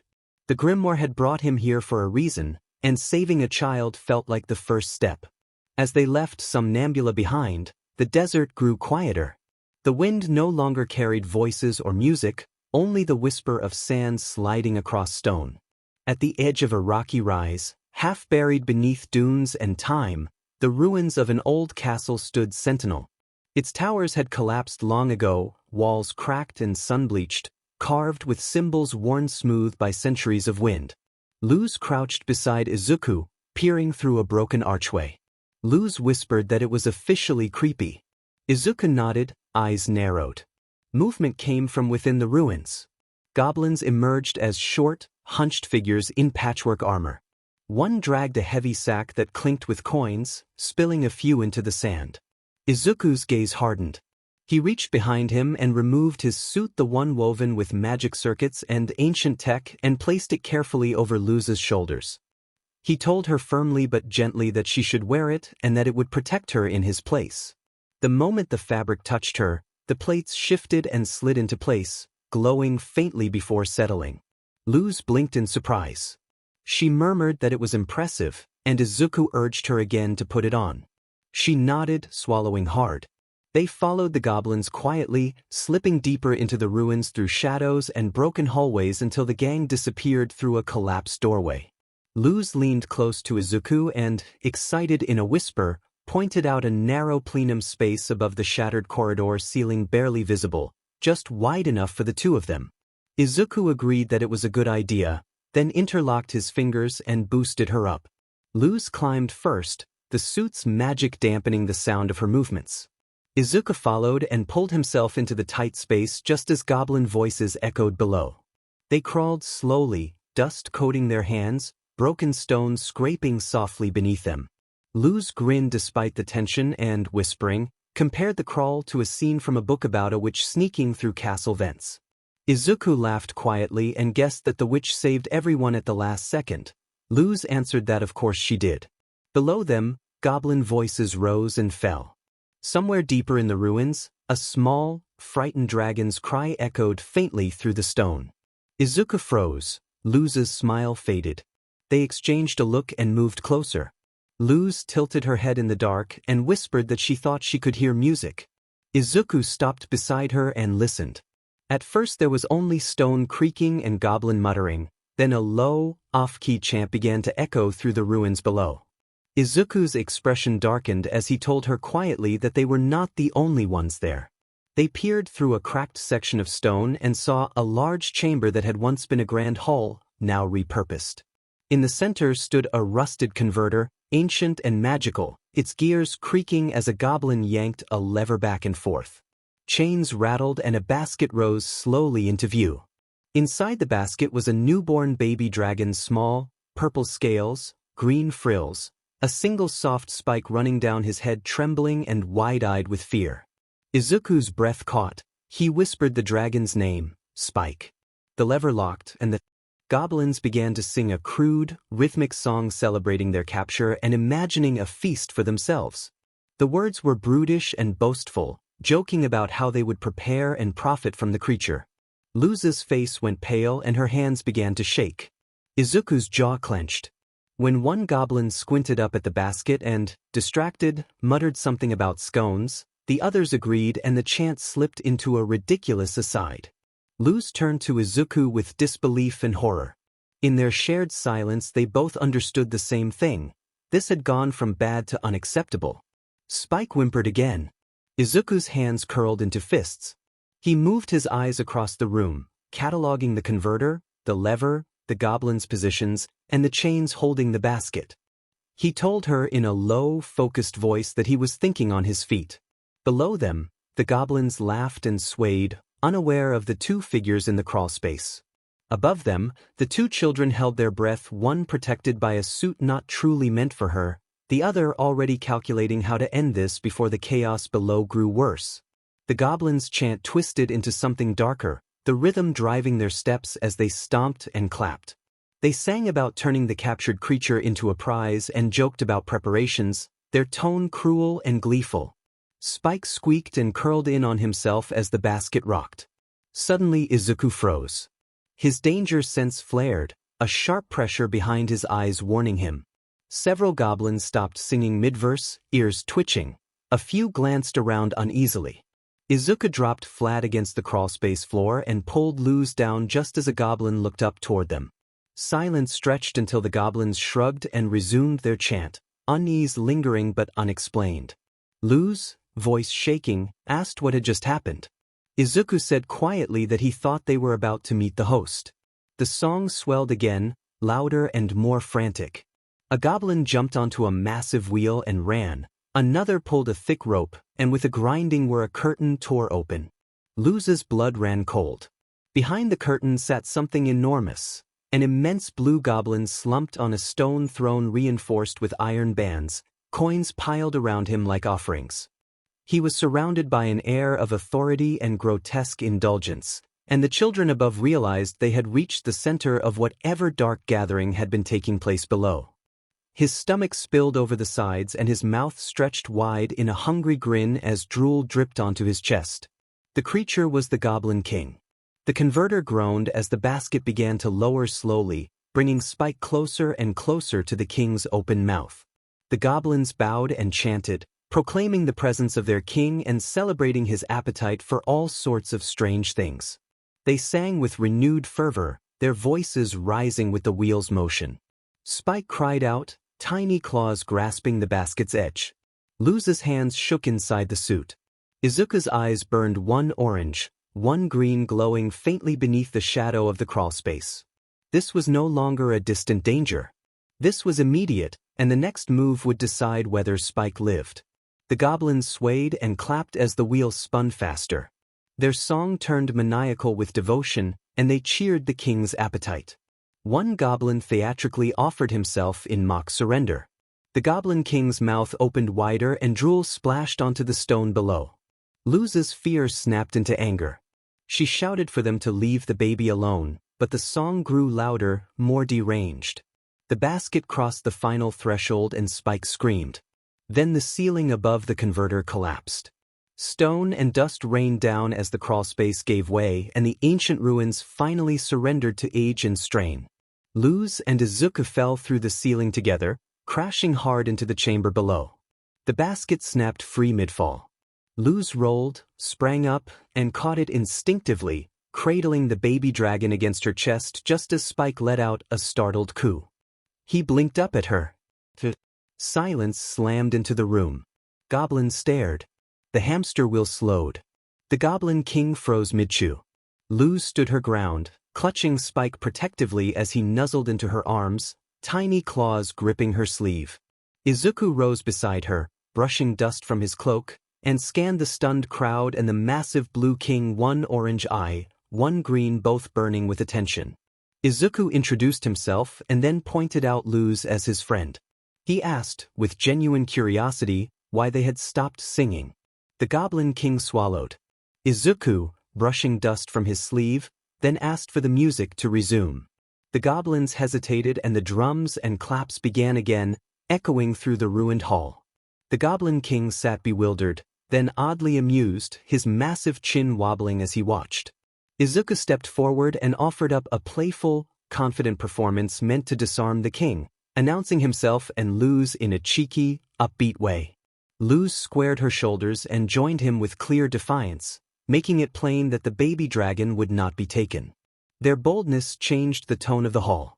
Izuku reached for the rope, found the knot, and slammed it hard. Chain strained and then snapped. The converter shuddered and the entire chamber began to come apart. Izuku triggered a smokescreen, and thick rolling smoke exploded outward, swallowing the room in blinding gray. Goblins shouted and coughed as shadows collided with shadows and rubble rained down. Izuku swept Luz into his arms and carried her, swift and sure. Luz clutched the basket tight, Spike peeking out with a tiny coo. Izuku urged them to flee, and they ran through the choking smoke and falling stone. A doorway collapsed behind them as they bolted into sunlight. They dashed into a narrow tunnel, boots pounding against packed sand and stone, sunlight vanishing as the passage curved. Behind them came the sound of scrabbling feet and harsh voices, goblins in pursuit. Up ahead, half buried in rubble, Izuku spotted a shield. He set Luz down gently and took the basket, cradling Spike like fragile glass. Luz grabbed the shield and planted her feet while Izuku, improvising, slipped a pair of tiny headphones over Spike's head and tapped Luz's phone to play downloaded music. The upbeat song burst to life. Spike blinked, then wagged his tail and let out a small happy chirp as he bobbed to the rhythm. The goblins rushed them. Izuku moved with controlled force, grabbing a leaping goblin and sending it tumbling down the tunnel in a quick, stylized motion. When an archer loosed an arrow, Luz raised the shield in time to deflect it.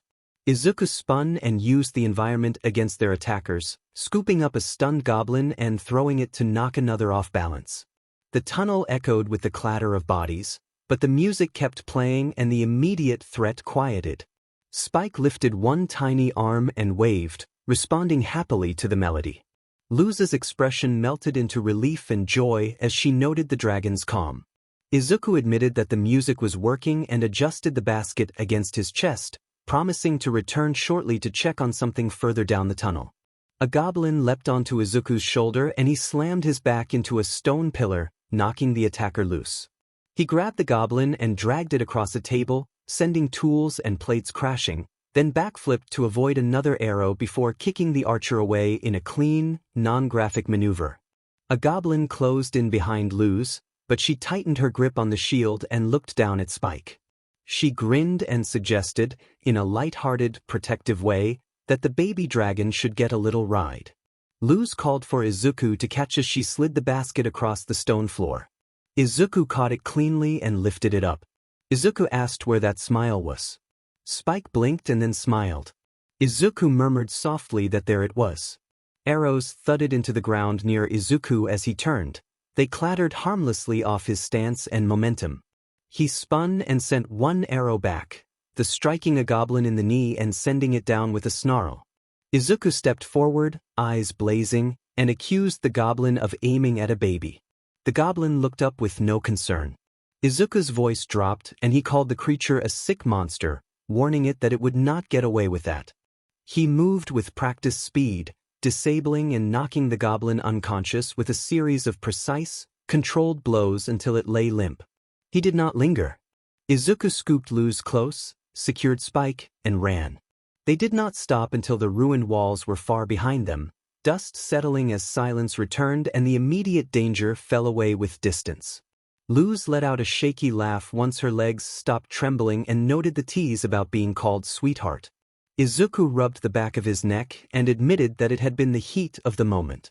He crouched near a prairie wagon tucked behind a rock outcropping and took stock of what he had grabbed while running: water skins, wrapped food, dried fruit, bread, and a heavy pouch of coins and trinkets. Luz watched him sort through the supplies and then hesitated, asking whether they should return the gold. Izuku did not look up and answered flatly that there was no one to return it to. Luz's shoulders sank as she understood. She nodded quietly and reached for the clasps on the suit. She offered to return it, but Izuku shook his head and told her to keep it on because they did not know what else was out here. She tightened the straps. Izuku planted his feet and focused, trying to change himself into a giant, but nothing happened. He tried again harder, and still nothing. Luz asked what he had been trying to do. Izuku explained that he could usually transform into a giant, but that this place or the timing was holding him back. They finished loading the supplies onto the wagon and padded it with blankets. Izuku made sure everything was secure, helped Luz climb in, and settled Spike into a basket lined with cloth. Luz held up a small bottle and Spike latched on eagerly, tail flicking as he drank. Izuku watched them, then picked up the wagon's HS, glanced at the worn map they had found, and started to pull. The wagon creaked as it moved across the plain, carrying 3 travelers into an unknown land together. Night fell hard and a storm arrived, wind howling across the plains and rain battering the ground. By the time the clouds finally broke, Izuku's steps had slowed and his shoulders sagged with exhaustion. He could no longer hide. Inside the wagon, Luz stirred and glanced at Izuku's hunched back. She gently urged him to take a break. Izuku shook his head without stopping and said that he could not rest unless they found shelter because the storm was not done with them yet. Luz scanned the dark horizon and pointed toward an old, sturdy silo half-sheltered by stone and trees beyond a rocky stand. She said they could rest there. Izuku followed her gaze, hesitated, and then nodded. A portal tore through the air, swirling with light and shadow. Izuku turned to them one last time and told them that no matter where he went, they were part of his story now, forever. As the wind from the portal pulled at his cloak, he stepped back and disappeared into the light. The clearing fell silent. The three girls looked down at their bracelets, holding them close to their hearts. Sasha hoped he would come back, and said softly that he would. Marcy smiled faintly and remarked that heroes always do. Besides, he was a beast prince, and it was funny to realize he shared the same name as the manga character Izuku Midoriya. And in Sasha's eyes widened and they laughed.